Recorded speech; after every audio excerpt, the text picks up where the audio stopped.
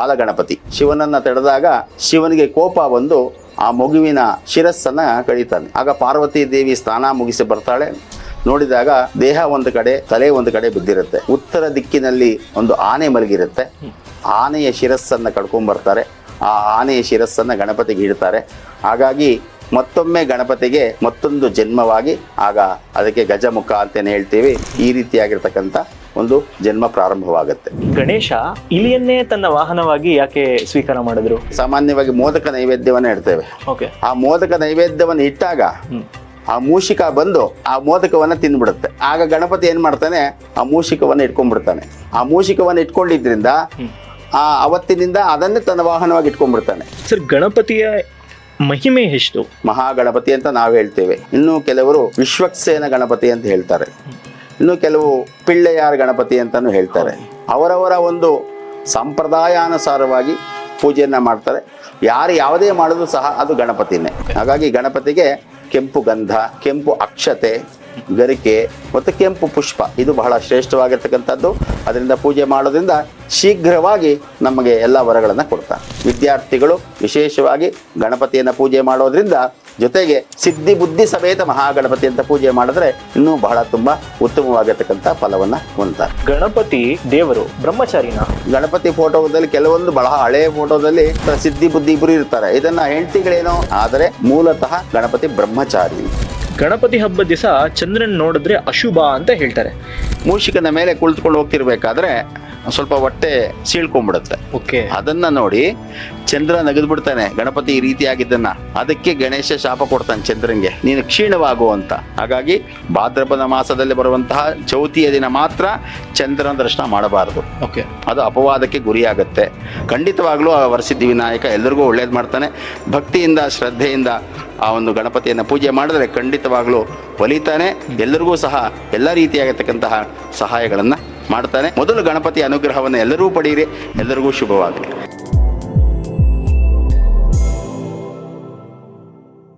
ಓಂ ಶ್ರೀ ಗುರುಭ್ಯೋ ನಮಃ. ಹರಿ ಓಂ. ಸುಮಕಶ್ಚೈಕದಂತಶ್ಚ ಕಪಿಲೋ ಗಜಕರ್ಣಕಃ ಲಂಬೋದರಶ್ಚ ವಿಕಟೋ ವಿಘ್ನರಾಜೋ ಗಣಾಧಿಪಃ ಧೂಮಕೇತರ್ಗಣಾಧ್ಯಕ್ಷಃ ಪಾಲಚಂದ್ರೋ ಗಜಾನನಃ ದ್ವಾದಶಹಿತಾನಿ ನಾಮಾನಿ ಯಪ್ಪಠೇ ಶೃಣುಯಾದಪಿ ವಿದ್ಯಾರಂಭೆ ವಿವಾಹೇ ಚ ಪ್ರವೇಶೇ ನಿರ್ಗಮೇ ತಥಾ ಸಂಗ್ರಾಮೇ ಸರ್ವಕಾರ್ಯೇಷು ವಿಘ್ನಸ್ತಸ್ಯ ನ ಜಾಯತೆ ಶುಕ್ಲಾಂಬರಧರಂ ವಿಷ್ಣುಂ ಶಶಿವರ್ಣಂ ಚತುರ್ಭುಜಂ ಪ್ರಸನ್ನವದನಂ ಧ್ಯಾಯೇತ್ ಸರ್ವವಿಘ್ನೋಪಶಾಂತಯೇ ಅಭೀಪ್ಸಿತಾರ್ಥಸಿದ್ಧ್ಯರ್ಥಂ ಪೂಜಿತೋ ಯಸ್ಸುರೈರಪಿ ಸರ್ವವಿಘ್ನಶ್ಚಿದೇ ತಸ್ಮೈ ಗಣಾಧಿಪತಯೇ ನಮಃ. ವಕ್ರತುಂಡ ಮಹಾಕಾಯ ಸೂರ್ಯಕೋಟಿಸಮಪ್ರಭ ಅವಿಘ್ನಂ ಕುರು ಮೇ ದೇವ ಸರ್ವಕಾರ್ಯೇಷು ಸರ್ವದಾ. ಶ್ರೀ ಮಹಾಗಣಪತಯೇ ನಮಃ. ಶ್ರೀ ಶಾರದಾ ಚಂದ್ರಮೌಳೇಶ್ವರಾಭ್ಯಾ ನಮಃ. ಇವತ್ತು ನಮ್ಮೊಂದಿಗೆ ಡಾಕ್ಟರ್ ಕೆ ಮಂಜುನಾಥ್ ಶಾಸ್ತ್ರಿ ಅವರು ಇದ್ದಾರೆ. Sir, welcome to the show. Sir, ಮೊದಲನೇದಾಗಿ ಗಣಪತಿಯ ಮೂಲ ಕಥೆ ಏನು? ಗಣಪತಿಗೆ ಪಾರ್ವತಿ ಸುತ ಅಂತ ಹೇಳ್ತೇವೆ ನಾವು. ಪಾರ್ವತಿ ಸುತ ಅಂದರೆ ಪಾರ್ವತಿಯ ಮಗ. ಹಾಗಾಗಿ ಪಾರ್ವತಿ ಶಿವನ ಹೆಂಡತಿ. ಹಾಗಾಗಿ ಶಿವಪುತ್ರನೂ ಆಗ್ತಾನೆ. ಶಿವ ಪಾರ್ವತಿಗೆ ಜನಿಸಿರ್ತಕ್ಕಂಥವನು ಮಹಾಗಣಪತಿ. ಗಣಪತಿ ಪಾರ್ವತಿಯ ಮಗನಾಗಿ ಜನಿಸಿದ ಸಂದರ್ಭದಲ್ಲಿ ಪಾರ್ವತಿಯು ಸ್ನಾನ ಮಾಡಬೇಕಾದರೆ ಗಣಪತಿಯನ್ನು ಬಾಗಿಲಲ್ಲಿ ಕೂಡಿಸಿ ಸ್ನಾನಕ್ಕೆ ಹೋಗಿರ್ತಾಳೆ. ಅದೇ ಸಂದರ್ಭದಲ್ಲಿ ಈಶ್ವರ ಬರ್ತಾನೆ, ಶಿವ ಬರ್ತಾನೆ. ಆದರೆ ಶಿವನಿಗೆ ಗೊತ್ತಿರೋದಿಲ್ಲ, ಈ ಮಗು ನನ್ನದೇ ಅಂತ ಶಿವನಿಗೆ ಗೊತ್ತಿರೋದಿಲ್ಲ. ಆ ಸಂದರ್ಭದಲ್ಲಿ ಆ ಶಿವನನ್ನು ತಡೀತಾನೆ ಆ ಬಾಲಗಣಪತಿ. ಶಿವನನ್ನು ತಡೆದಾಗ ಶಿವನಿಗೆ ಕೋಪ ಬಂದು ಆ ಮಗುವಿನ ಶಿರಸ್ಸನ್ನು ಕಡಿತಾನೆ. ಆಗ ಪಾರ್ವತಿ ದೇವಿ ಸ್ನಾನ ಮುಗಿಸಿ ಬರ್ತಾಳೆ. ನೋಡಿದಾಗ ದೇಹ ಒಂದು ಕಡೆ, ತಲೆ ಒಂದು ಕಡೆ ಬಿದ್ದಿರುತ್ತೆ. ಆಗ ಪಾರ್ವತಿಯ ರೋದನ ಜಾಸ್ತಿಯಾಗಿ ಆಗ ಶಿವನಿಗೆ ಹೇಳ್ತಾಳೆ, ಈ ಮಗು ನಮ್ಮದೇನೆ, ಹಾಗಾಗಿ ಈ ಮಗುವನ್ನು ತಾವು ಸಂಹರಿಸಿದ್ದೀರಾ, ಹೇಗಾದರೂ ಮಾಡಿ ಈ ಮಗುಗೆ ಪ್ರಾಣ ಕೊಡಬೇಕು ಅಂತ ಹೇಳಿದಾಗ ಆಗ ಈಶ್ವರ ತಮ್ಮ ಭಟರನ್ನು ಕಳಿಸಿ ಯಾವ ಪ್ರಾಣಿ ಅಥವಾ ಯಾವ ಪಕ್ಷಿ, ಯಾವುದೇ ಒಂದು ಪ್ರಾಣಿಯಾಗಿರ್ಬೋದು ಅಥವಾ ಮನುಷ್ಯ ಆಗಿರ್ಬೋದು, ಅದರ ಒಂದು ತಲೆ ಬೇಕು. ಮಗುವಿಗೆ ಧಾರಣೆ ಮಾಡಬೇಕಾದ್ರೆ ಉತ್ತರ ದಿಕ್ಕಿಗೆ ಯಾವ ಪ್ರಾಣಿ ಮಲಗಿರುತ್ತೋ ಆ ಪ್ರಾಣಿಯ ತಲೆಯನ್ನು ತಗೊಂಬನ್ನಿ ಅಂತ ಹೇಳ್ತಾರೆ. ಓಕೆ. ಆಗ ಹೋಗಿರ್ತಕ್ಕಂತಹ ಆ ಒಂದು ದೂತರು ಏನಿರ್ತಾರೆ, ಉತ್ತರ ದಿಕ್ಕಿನಲ್ಲಿ ಒಂದು ಆನೆ ಮಲಗಿರುತ್ತೆ, ಆನೆಯ ಶಿರಸ್ಸನ್ನು ಕಡ್ಕೊಂಬರ್ತಾರೆ. ಆ ಆನೆಯ ಶಿರಸ್ಸನ್ನು ಗಣಪತಿಗೆ ಇಡ್ತಾರೆ. ಹಾಗಾಗಿ ಮತ್ತೊಮ್ಮೆ ಗಣಪತಿಗೆ, ಪಾರ್ವತಿಯ ಸುತನಾಗಿರ್ತಕ್ಕಂತಹ ಮಹಾಗಣಪತಿಗೆ ಮತ್ತೊಂದು ಜನ್ಮವಾಗಿ, ಆಗ ಅದಕ್ಕೆ ಗಜಮುಖ ಅಂತೇನು ಹೇಳ್ತೀವಿ, ಈ ರೀತಿಯಾಗಿರ್ತಕ್ಕಂಥ ಒಂದು ಜನ್ಮ ಪ್ರಾರಂಭವಾಗುತ್ತೆ. ಓಕೆ ಸರ್, ಮುಕ್ಕೋಟಿ ದೇವಾನುದೇವತೆಗಳಿದ್ದರೂ ಕೂಡ ಪ್ರಥಮ ಪೂಜೆ ಗದಿಪತಿ ಸಂಕಷ್ಟಹರ ಗಣಪತಿ ಅಂತ ಹೇಳಿ ಗಣಪತಿಗೆ ಯಾಕೆ ಪ್ರಥಮ ಸ್ಥಾನವನ್ನು ನೀಡಿದ್ದಾರೆ ಪೂಜೆ ಕಾರ್ಯದಲ್ಲಿ? ಸಂಕಷ್ಟಹರ ಗಣಪತಿ ವ್ರತ ನಿಯಮ ಬೇರೆ, ಆದರೆ ಪ್ರಥಮ ಪೂಜಕ ಗಣಪತಿ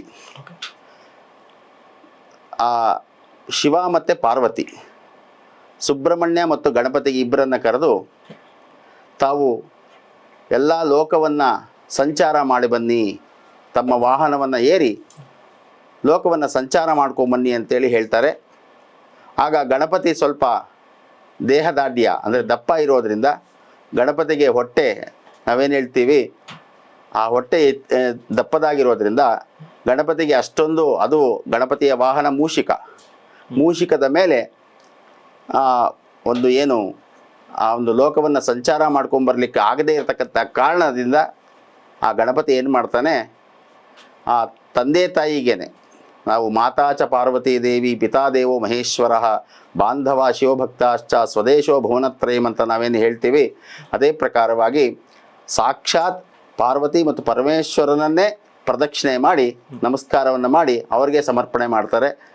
ಈ ಒಂದು ಸಮಸ್ತ ಭೂಮಂಡಲವೂ ಸಹ ನಿನ್ನಲ್ಲೇ ಅಡಗಿರುವಾಗ ನಾನು ಪ್ರದಕ್ಷಿಣೆ ಮಾಡುವಂತಹ ಸಂದರ್ಭ ಇಲ್ಲ, ನೀವೇ ಎಲ್ಲ ನನಗೆ ಅಂತೇಳಿ ಆ ತಂದೆ ತಾಯಿಗೆ ನಮಸ್ಕಾರವನ್ನು ಮಾಡಿರೋದ್ರಿಂದ ಆಗ ಆ ಒಂದು ಏನು ಪ್ರಥಮ ಪೂಜಕ ಅಂತೇಳಿ ನಾವೇನು ಗಣಪತಿಯನ್ನು ಪೂಜೆ ಮಾಡ್ತೇವೆ, ಆಗ ಶಿವ ಮತ್ತು ಪಾರ್ವತಿ ಇಬ್ಬರೂ ಈ ಭೂಲೋಕದಲ್ಲಿ ಅಥವಾ ದೇವಾನುದೇವತೆಗಳಿಂದ ಹಿಡಿದು ಎಲ್ಲ ಗಣಗಳೂ ಸಹ ನಿನ್ನನ್ನು ಆರಾಧನೆ ಮಾಡಲಿ, ಎಲ್ಲ ಗಣಗಳಿಗೆ ನೀನು ಅಧಿಪತಿಯಾಗಿರು, ಗಣಪತಿಯಾಗಿ ನೀನು ಪ್ರಥಮ ಪೂಜೆಯನ್ನು ಪಡಿ, ನಿನಗೆ ಎಲ್ಲಿ ನಿನ್ನನ್ನು ಪೂಜಿಸದೆ ಯಾರು ಯಾವ ಪೂಜೆ ಮಾಡಿದ್ರೂ ಸಹ ಎಲ್ಲ ವಿಘ್ನವಾಗಲಿ, ನಿನ್ನನ್ನು ಪೂಜಿಸಿ ಮುಂದಿನ ಕಾರ್ಯಕ್ರಮ ಮಾಡಿದ್ದೇ ಆದರೆ ಎಲ್ಲ ನಿರ್ವಿಘ್ನವಾಗಿ ನೆರವೇರುತ್ತೆ ಅಂತೇಳಿ ಆಗ ಆಶೀರ್ವಾದವನ್ನು ಮಾಡ್ತಾರೆ.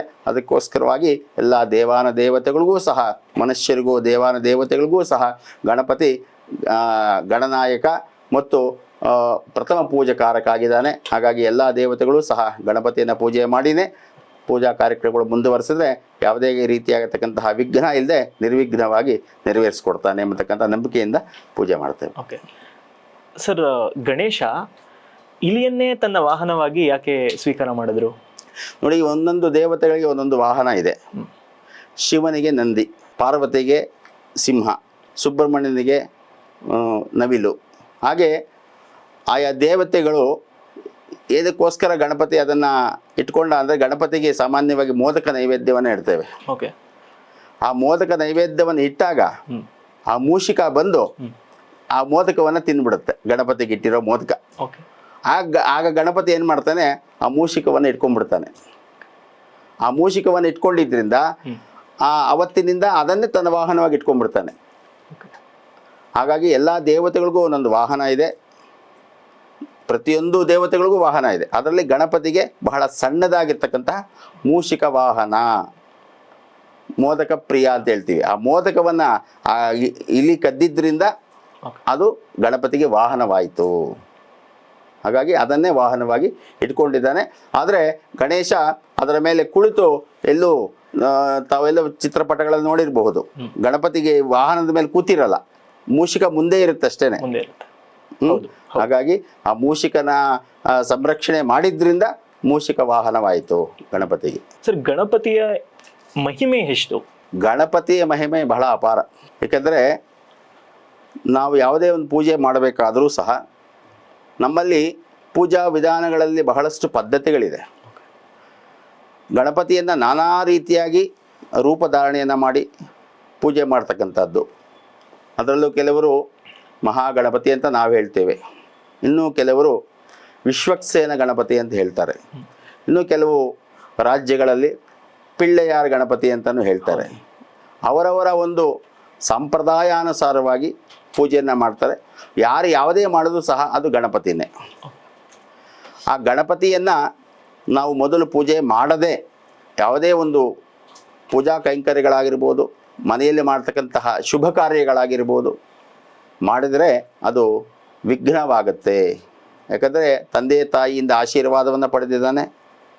ಆ ಒಂದು ಆಶೀರ್ವಾದದಿಂದ ಮೊದಲು ನಾವು ಗಣನಾಯಕನನ್ನು ಪೂಜೆ ಮಾಡಿ ನಾವು ಯಾವುದೇ ಒಂದು ಮನುಷ್ಯ ಯಜ್ಞ ಆಗಿರ್ಬೋದು ಅಥವಾ ದೈವ ಯಜ್ಞ ಆಗಿರ್ಬೋದು ಅಥವಾ ಪಿತೃಯಜ್ಞ ಆಗಿರ್ಬೋದು, ಎಲ್ಲ ಯಜ್ಞಕ್ಕೂ ಸಹ ಗಣಪತಿಯೇ ಪ್ರಥಮನಾಗಿರ್ತಕ್ಕಂಥದ್ರಿಂದ ನಾವು ಆ ಗಣಪತಿಯನ್ನು ಪೂಜೆ ಮಾಡೋದ್ರಿಂದ ಆ ಮಹಾಗಣಪತಿ ಎಲ್ಲ ಕೆಲಸ ಕಾರ್ಯಗಳಲ್ಲೂ ಸಹ ಜಯವನ್ನು ತಂದು ಕೊಡ್ತಾನೆ.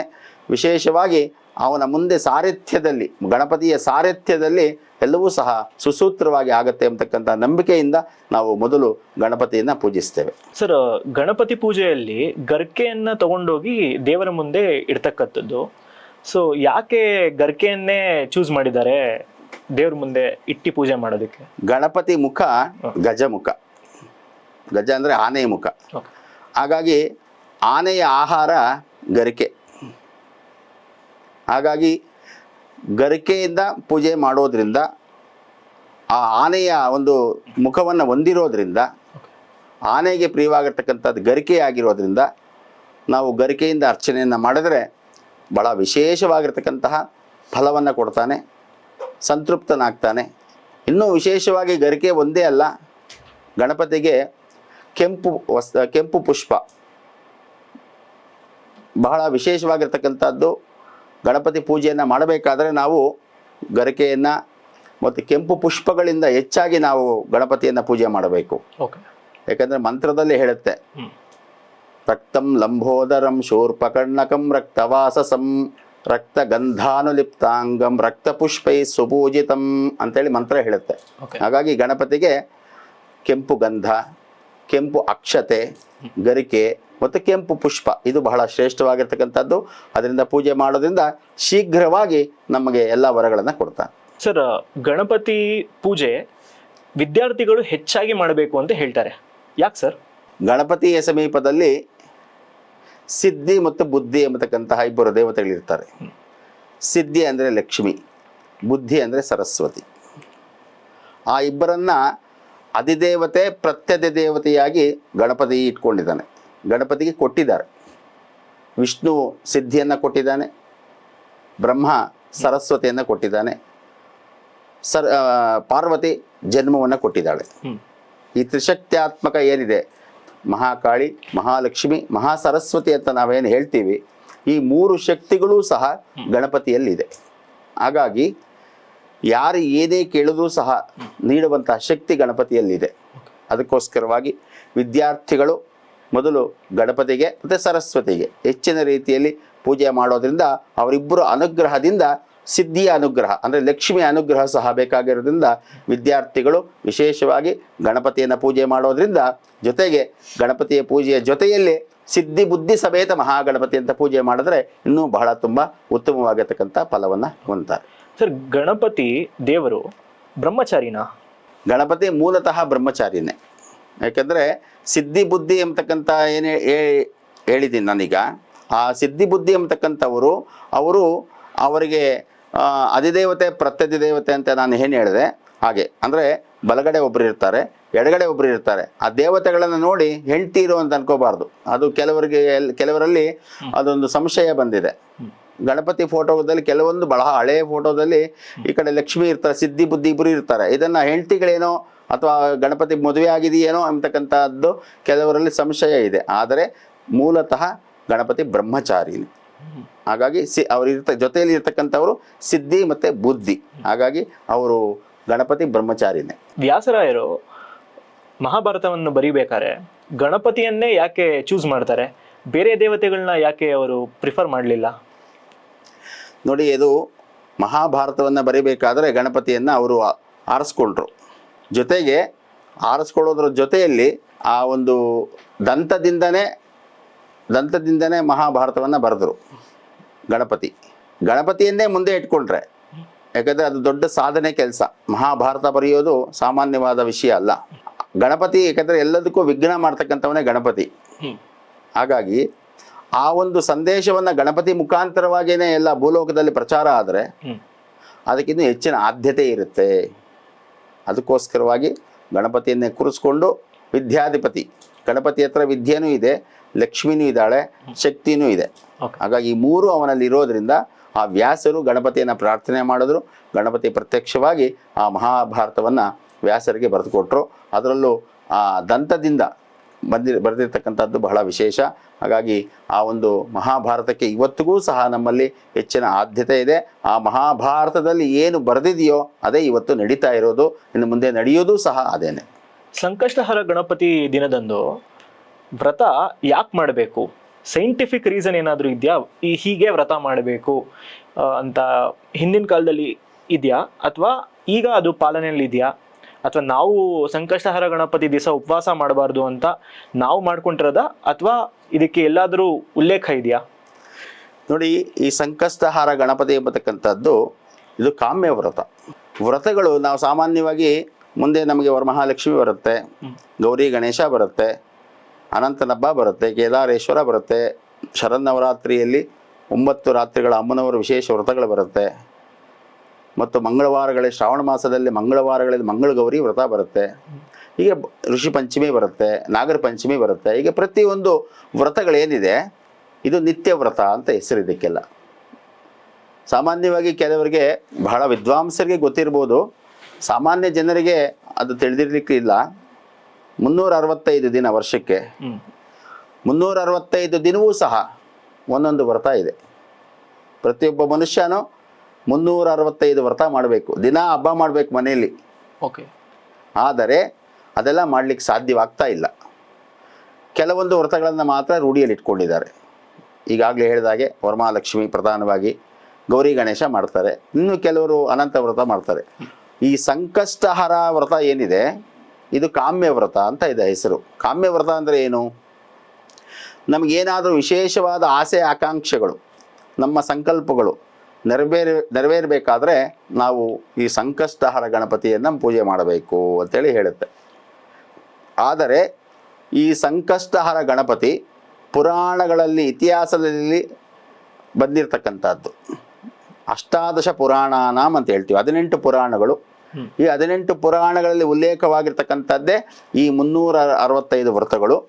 ಅದರಲ್ಲೂ ಸಂಕಷ್ಟಹರ ಗಣಪತಿಯೂ ಸಹ ಅದರಲ್ಲಿ ಉಲ್ಲೇಖವಾಗಿದೆ, ಸ್ಕಾಂದ ಪುರಾಣದಲ್ಲಿ ಉಲ್ಲೇಖವಾಗಿದೆ. ಈ ಒಂದು ಸಂಕಷ್ಟಹರ ಗಣಪತಿ ಈಗ ನಾವು ಮನುಷ್ಯರು ಮಾಡ್ತಾ ಇದ್ದೀವಿ. ಇದು ಕಲಿಯುಗದಲ್ಲಿ, ಆದರೆ ಇದು ಕೃತಯುಗದಿಂದ ಪ್ರಾರಂಭ ಆಗಿರ್ತಕ್ಕಂಥದ್ದು, ಯುಗಗಳಿಂದ ಬಂದಿರತಕ್ಕಂಥ ವ್ರತ ಇದು. ಈಗ ಪ್ರಾರಂಭ ಆಗಿರ್ತಕ್ಕಂಥ ವ್ರತ ಅಲ್ಲ ಇದು. ಹಾಗಾಗಿ ಸಾಕ್ಷಾತ್ ಜನ್ಮ ನೀಡಿರ್ತಕ್ಕಂತಹ ಪಾರ್ವತಿ ಸುತ ಗಣಪತಿ, ಪಾರ್ವತಿ ಸುತ ಪಾರ್ವತಿನೇ ವ್ರತವನ್ನು ಮಾಡಿದ್ದಾಳೆ.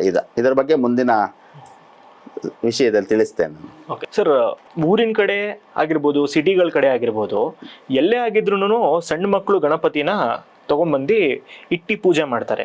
ದೊಡ್ಡವರು ಕೂಡ ಗಣಪತಿನ ತಗೊಂಬಂದು ಇಟ್ಟಿ ಪೂಜೆ ಮಾಡ್ತಾರೆ. ಬಟ್ ಸರಿಯಾಗಿ ಪೂಜೆ ಮಾಡಲಿಲ್ಲ ಅಂದರೆ ಅದರಿಂದ ಏನಾದರೂ ದೋಷ ಉಂಟಾಗತ್ತಾ? ದೋಷ ಉಂಟಾದರೆ ಯಾವ ದೋಷ ಉಂಟಾಗತ್ತೆ? ನೋಡಿ, ಪೂಜಾ ವಿಧಾನಕ್ಕೆ ಬಂದರೆ, ವಿಷಯಕ್ಕೆ ಬಂದರೆ, ಮಾಡುವಂಥ ಕ್ರಮದಲ್ಲಿ ನಾವೆಲ್ಲವೂ ಸಹ ಮಾಡಲೇಬೇಕು. ಮೊದಲನೇದಾಗಿ ಪೂಜೆ ಅಂದರೆ ಏನು?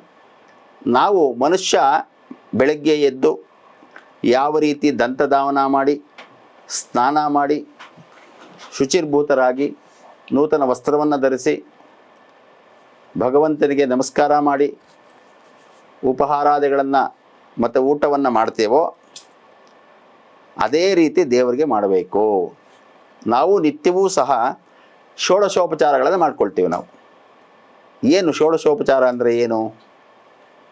ಧ್ಯಾನ, ಆವಾಹನ, ಪಾದ್ಯ, ಅರ್ಘ್ಯ, ಆಚಮನ, ಸ್ನಾನ, ವಸ್ತ್ರಧಾರಣೆ, ಗಂಧ, ಪುಷ್ಪ, ಧೂಪ, ದೀಪ, ನೈವೇದ್ಯ, ಪ್ರದಕ್ಷಿಣೆ, ಇವೆಲ್ಲವೂ ಸಹ ಷೋಡಶೋಪಚಾರದಲ್ಲಿ ಬರುತ್ತೆ.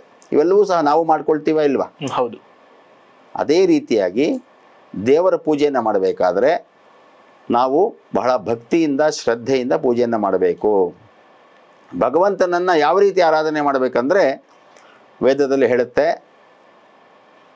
ಮಮ ಪ್ರಾಣ, ಮಮ ಜೀವ, ದೇವರನ್ನ ಮಣ್ಣಲ್ಲಿ ನಾವು ಗಣಪತಿಯನ್ನು ಉತ್ಸವ ಮಾಡ್ತೇವೆ, ಅಥವಾ ದೇವಸ್ಥಾನಗಳಲ್ಲಿ ಕಲ್ಲಿನ ವಿಗ್ರಹಕ್ಕೆ ಪೂಜೆ ಮಾಡ್ತಾರೆ.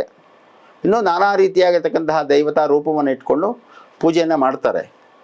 ಆದರೆ ನಾವು ಯಾವುದೇ ಪೂಜೆ ಮಾಡಬೇಕಾದ್ರೂ ಅಲ್ಲಿ ಆವಾಹನೆ ಮಾಡ್ತಕ್ಕಂಥದ್ದು ಯಾವುದು ಅಂದರೆ ನಮ್ಮ ಆತ್ಮ, ನಮ್ಮಲ್ಲಿರ್ತಕ್ಕಂತಹ ಏನು ಮಮ ಪ್ರಾಣ, ನನ್ನ ಪ್ರಾಣವನ್ನು ಅಲ್ಲಿಟ್ಟಿದ್ದೇನೆ.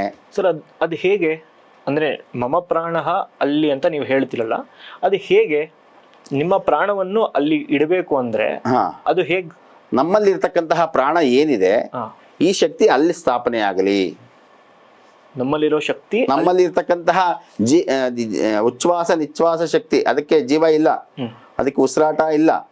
ಆದರೂ ಸಹ ಅಲ್ಲಿ ನಾವು ಏನಾದ್ರೂ ಒಂದು ರೂಪವನ್ನು ನೋಡಬೇಕಲ್ವಾ? ಹೌದು. ಗಣಪತಿಗೆ ಒಂದು ಶಕ್ತಿಯನ್ನು ಕೊಡಬೇಕು. ಹೌದು. ಮಮ ಪ್ರಾಣ ಮಮ ಜೀವ, ನನ್ನಲ್ಲಿರ್ತಕ್ಕಂತಹ ಜೀವಾತ್ಮ ಏನಿದೆ, ನನ್ನಲ್ಲಿರ್ತಕ್ಕಂತಹ ಪ್ರಾಣಾತ್ಮ ಏನಿದೆ, ಅದನ್ನ ಇಲ್ಲಿ ನಿನ್ನಲ್ಲಿ ಸ್ಥಾಪನೆ ಮಾಡ್ತಾ ಇದ್ದೀನಿ. ಮಾಡಿ ಈಗ ನನಗೆ ಯಾವ ರೀತಿ ನಾನು ಸೇವೆಗಳನ್ನ ಮಾಡ್ಕೊಳ್ತೀನೋ ಅದೇ ರೀತಿ ನಾನು ನಿನಗೆ ಉಪಚಾರವನ್ನು ಮಾಡ್ತೇನೆ ಅಂತೇಳಿ ಪೂಜೆಯನ್ನು ಮಾಡಬೇಕು. ಪೂಜೆ ಮಾಡುವಂತಹ ಸಂದರ್ಭದಲ್ಲಿ ಇದಕ್ಕೆ ಶ್ರೀಕೃಷ್ಣ ಪರಮಾತ್ಮ ಮಹಾಭಾರತದಲ್ಲಿ ಒಂದು ಕಡೆ ಹೇಳ್ತಾನೆ, ಫಲಂ ಪುಷ್ಪಂ ಪತ್ರಂ ತೋಯಂ ಭಕ್ತ್ಯಾಮೇವ ಪ್ರಯಚ್ಛತಿ ಅಂತ. ಏನು ಇದರ ಅರ್ಥ ಏನಪ್ಪಾ ಅಂದರೆ, ಪ್ರತಿಯೊಬ್ಬ ಮನುಷ್ಯನಿಗೂ ಸಹ ಭಗವಂತನನ್ನು ಆರಾಧನೆ ಮಾಡಬೇಕು ಅಂತಕ್ಕಂಥ ಆಸೆ ಇರುತ್ತೆ. ಆದರೆ ಅವನಿಗೆ ಸಮಯ ಸಾಕಾಗ್ತಿರೋಲ್ಲ, ಸಮಯದ ಅಭಾವ. ಈ ಸಮಯದ ಅಭಾವದಿಂದ ಸ್ನಾನ ಮಾಡ್ತಾನೆ, ತಕ್ಷಣ ಬರ್ತಾನೆ, ದೇವರಿಗೆ ಕೈ ಮುಗಿಯುವಷ್ಟು ಕೂಡ ಸಮಯ ಇರಲ್ಲ. ಈ ರೀತಿ ಆಗ್ಬಿಟ್ಟಿದೆ ನಮ್ಮ ಈ ಒಂದು ಕಲಿಯುಗದಲ್ಲಿ. ಇದು ಕಲಿಪ್ರಭಾವದಲ್ಲಿ ಹಾಗೇನೆ ದೇವರ ಮೇಲೆ ಹೆಚ್ಚಿನ ಆಸಕ್ತಿ ತೋರ್ಸೋಕ್ಕೆ ಬಿಡೋದಿಲ್ಲ. ಕಾರಣ ಮನುಷ್ಯನ ಕರ್ಮ ಜಾಸ್ತಿ ಆಗಬೇಕು. ಇದು ಕಲಿಪ್ರಭಾವ ಇದು. ಹಾಗಾಗಿ ಆ ಒಂದು ಕಲಿಪ್ರಭಾವದಿಂದ ಮನುಷ್ಯನಲ್ಲಿ ಕರ್ಮಗಳು ಜಾಸ್ತಿ ಆಗ್ತಾ ಇದೆ. ಅದಕ್ಕೆ ನಾವು ಶಾಸ್ತ್ರ ಪುರಾಣಗಳು ಹೇಳ್ತಕ್ಕಂಥದ್ದು ಅದೇನೆ, ಸಮಯ ಸಿಗಲ್ಲ, ನೀವು ಮಾಡ್ಕೋಬೇಕು. ಸಮಯವನ್ನು ನಾವು ಮಾಡ್ಕೋಬೇಕು, ಅದು ಬೇಕಾಗಿ ಬಿಡೋದೇ ಇಲ್ಲ. ಯಾಕಂದ್ರೆ ದೇವ್ರ ನಮಸ್ಕಾರ ಮಾಡಿದ್ರೆ ಪುಣ್ಯ ಬಂದ್ಬಿಡುತ್ತೆ. ಪುಣ್ಯ ಬರೋದಕ್ಕೆ ಬಿಡೋದಿಲ್ಲ ಕಲಿ ಪ್ರಭಾವ, ಪಾಪಗಳನ್ನೇ ಮಾಡಿಸುತ್ತೆ. ಆ ಪಾಪಗಳನ್ನು ತೊಳ್ಕೋಬೇಕಾದ್ರೆ ನಾವು ಬೆಳಗ್ಗೆ ಮತ್ತು ಮಧ್ಯಾಹ್ನ ಮತ್ತೆ ರಾತ್ರಿ 3 ಹೊತ್ತು ಮಾಡಬೇಕು. ದೈವಾರಾಧನೆ ಬೆಳಗ್ಗೆ ಮಾಡೋದಲ್ಲ. ನಾವು ಹೇಗೆ 3 ಹೊತ್ತು ಹೇಗೆ ಊಟ ಮಾಡ್ತೀವಿ, 3 ಹೊತ್ತು ಹಾಗೆ ಪ್ರಾರ್ಥನೆ. ಖಂಡಿತವಾಗ್ಲೂ ಪ್ರಾತರಧೀಯಾನೋ ರಾತ್ರಿ ಕೃತಂ ಪಾಪಂ ನಾಶಯತಿ, ಸಾಯಮಧೀಯಾನೋ ದಿವಸ ಕೃತಂ ಪಾಪಂ ನಾಶಯತಿ, ಮಾದ್ಯಂದಿನ ಮಾದಿತ್ಯಾಭಿ ಮುಖೋದೀಯಾನ ಪಂಚಪಾತಕ ಉಪಪಾತಕಾತ್ ಪ್ರಮುಚ್ಯತೆ ಅಂತ ವೇದ ಹೇಳುತ್ತೆ.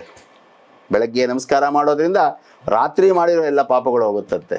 ಸಾಯಂಕಾಲ ನಮಸ್ಕಾರ ಮಾಡೋದ್ರಿಂದ ದಿನ ಪೂರ್ತಿ ಮಾಡಿರೋದೆಲ್ಲ ಪಾಪಗಳು ಹೋಗುತ್ತೆ. ವಿಶೇಷವಾಗಿ ನಾವು ಮಧ್ಯಾಹ್ನನೂ ಭಗವಂತನಿಗೆ ಒಂದು ಕೈ ಮುಗಿದು ಅನ್ನ ತಿನ್ನೋ ಮುಂಚೆ ಭಗವಂತ ಕಾಪಾಡು ಅಂತೇಳಿ ನಮಸ್ಕಾರ ಮಾಡಿದ್ದು, ಊಟ ಮಾಡಿದ್ದೇ ಆದರೆ ನಾವು ಪಂಚಪಾತಕಗಳು ಅಂತ ಹೇಳ್ತೀವಿ ನಾವು. ಯಾಕಂದ್ರೆ ಮನುಷ್ಯನ ಜನ್ಮದಾಗ ಕರ್ಮಗಳು ಯಾವ ರೀತಿ ಇರುತ್ತೆ ಅಂದ್ರೆ, ಬಹಳ ಕರ್ಮವನ್ನು ಕಟ್ಕೊಂಡು ಜನ್ಮವನ್ನು ತಾಳಿರ್ತಾನೆ. ಅದರ ಬಗ್ಗೆ ಇನ್ನೂ ವಿಶೇಷವಾಗಿ ಸಂಚಿಕೆಯಲ್ಲಿ ನಾನು ನಿಮ್ಗೆ ತಿಳಿಸ್ತೇನೆ ನಾನು. ಹಾಗಾಗಿ ನಾವು ಆದಷ್ಟು ದೇವರ ಭಗವಂತನ ಪ್ರಾರ್ಥನೆಯಲ್ಲೇನೆ ಕರ್ಮವನ್ನು ತೊಳ್ಕೋಬೇಕು. ನಮ್ಮಲ್ಲಿರ್ತಕ್ಕಂತಹ ಜೀವಾತ್ಮವನ್ನು ಆ ಮೂರ್ತಿಯಲ್ಲಿ ತುಂಬಿ ನಾವು ಅದಕ್ಕೆ ಪೂಜೆಯನ್ನು ಆರಾಧನೆಯನ್ನು ವಿಗ್ರಹಗಳಿಗೆ ಮಾಡಬೇಕು. ಗಣೇಶ ಪೂಜೆ ಪ್ರತಿಯೊಬ್ಬರು ಮಾಡ್ತಾರೆ. ಸೊ ಕೆಲವರು ಕಾರ್ಯಸಿದ್ಧಿ ಆಗಲಿ ಅಂತ ಮಾಡ್ತಾರೆ, ಕೆಲವರು ಅವ್ರಿಗೆ ಕೆಲಸ ಸಿಗಲಿ ಅಂತ ಮಾಡ್ತಾರೆ, ಕೆಲವರು ಅವ್ರಿಗೆ ಹಣ ಸಿಗಲಿ ಅಂತ ಮಾಡ್ತಾರೆ, ಮದುವೆ ಆಗಲಿ ಅಂತ ಮಾಡ್ತಾರೆ. ಸೊ ಗಣಪತಿ ಪೂಜೆ ಮಾಡಿ ಕಾರ್ಯಸಿದ್ಧಿ ಹೇಗೆ ಸಾಧ್ಯ ಅಂದರೆ, ಈಗ ಗಣಪತಿಯನ್ನು ಪೂಜೆ ಮಾಡ್ತಾರೆ, ಗಣಪತಿ ಅವರ ಕಾರ್ಯವನ್ನು ನಿರ್ವಿಘ್ನವಾಗಿ ಹೇಗೆ ನೆರವೇರಿಸ್ಕೊಡ್ತಾರೆ ಅಂತ ನೋಡಿ. ಈಗಾಗಲೇ ನಾನು ಶ್ಲೋಕ ಹೇಳಿದೆ, ಅಭೀಪ್ಸಿತಾರ್ಥ ಸಿದ್ಧ್ಯರ್ಥಂ ಪೂಜಿತೋ ಯಸ್ಸುರೈರಪಿ ಸರ್ವ ವಿಘ್ನಶ್ಚಿತೆ ತಸ್ಮೈ ಗಣಾಧಿಪತಯೇ ನಮಃ ಅಂತೇಳಿ ಶ್ಲೋಕ ಇದೆ. ಆಮೇಲೆ ವಿದ್ಯಾರಂಭೆ ವಿವಾಹೇ ಚ ಪ್ರವೇಶೇ ನಿರ್ಗಮೇ ತಥಾ ಸಂಗ್ರಾಮೇ ಸರ್ವಕಾರ್ಯೇಶು ವಿಘ್ನಸ್ತಸ್ಯ ನ ಜಾಯತೆ. ವಿದ್ಯಾರಂಭೆ ನಾವು ವಿದ್ಯಾಭ್ಯಾಸ ಪ್ರಾರಂಭ ಮಾಡುವಾಗ, ವಿವಾಹೇಚ ಮದುವೆ ಮಂಗಳ ಕಾರ್ಯ ಮಾಡ್ಕೊಳ್ಳುವಾಗ, ವಿದ್ಯಾರಂಭೆ ವಿವಾಹ ಪ್ರವೇಶೇ ಪ್ರವೇಶ ಅಂದ್ರೆ ಗೃಹ ಪ್ರವೇಶ ಮಾಡುವಾಗ, ನಿರ್ಗಮೇ ತತ ನಿರ್ಗಮ ಅಂದ್ರೆ ಬಿಟ್ಟು ಹೋಗೋಗ್ಲೂ, ದೇಹವನ್ನು ಬಿಟ್ಟು ಹೋದಾಗಲೂ ಗಣಪತಿ ಪೂಜೆ ಮಾಡಬೇಕು.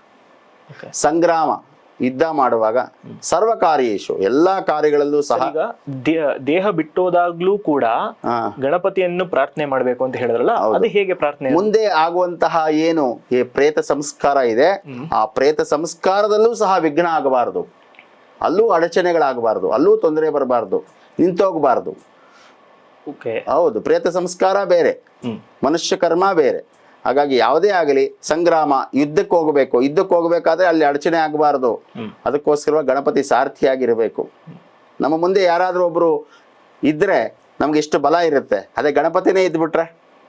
ಹಾಗಾಗಿ ಗಣಪತಿಯನ್ನ ಮುಂದೆ ಇಟ್ಕೊಂಡೇ ನಾವೆಲ್ಲ ಕೆಲಸ ಮಾಡಬೇಕು. ಗಣಪತಿನ ಬಿಟ್ಟು ಯಾರು ಏನೇ ಮಾಡಿದ್ರು ಸಹ ಅದು ಯಾವುದೂ ಸಕ್ಸಸ್ ಆಗೋದಿಲ್ಲ, ಅದು ಯಾವುದೂ ಉದ್ಧಾರವೂ ಆಗೋದಿಲ್ಲ.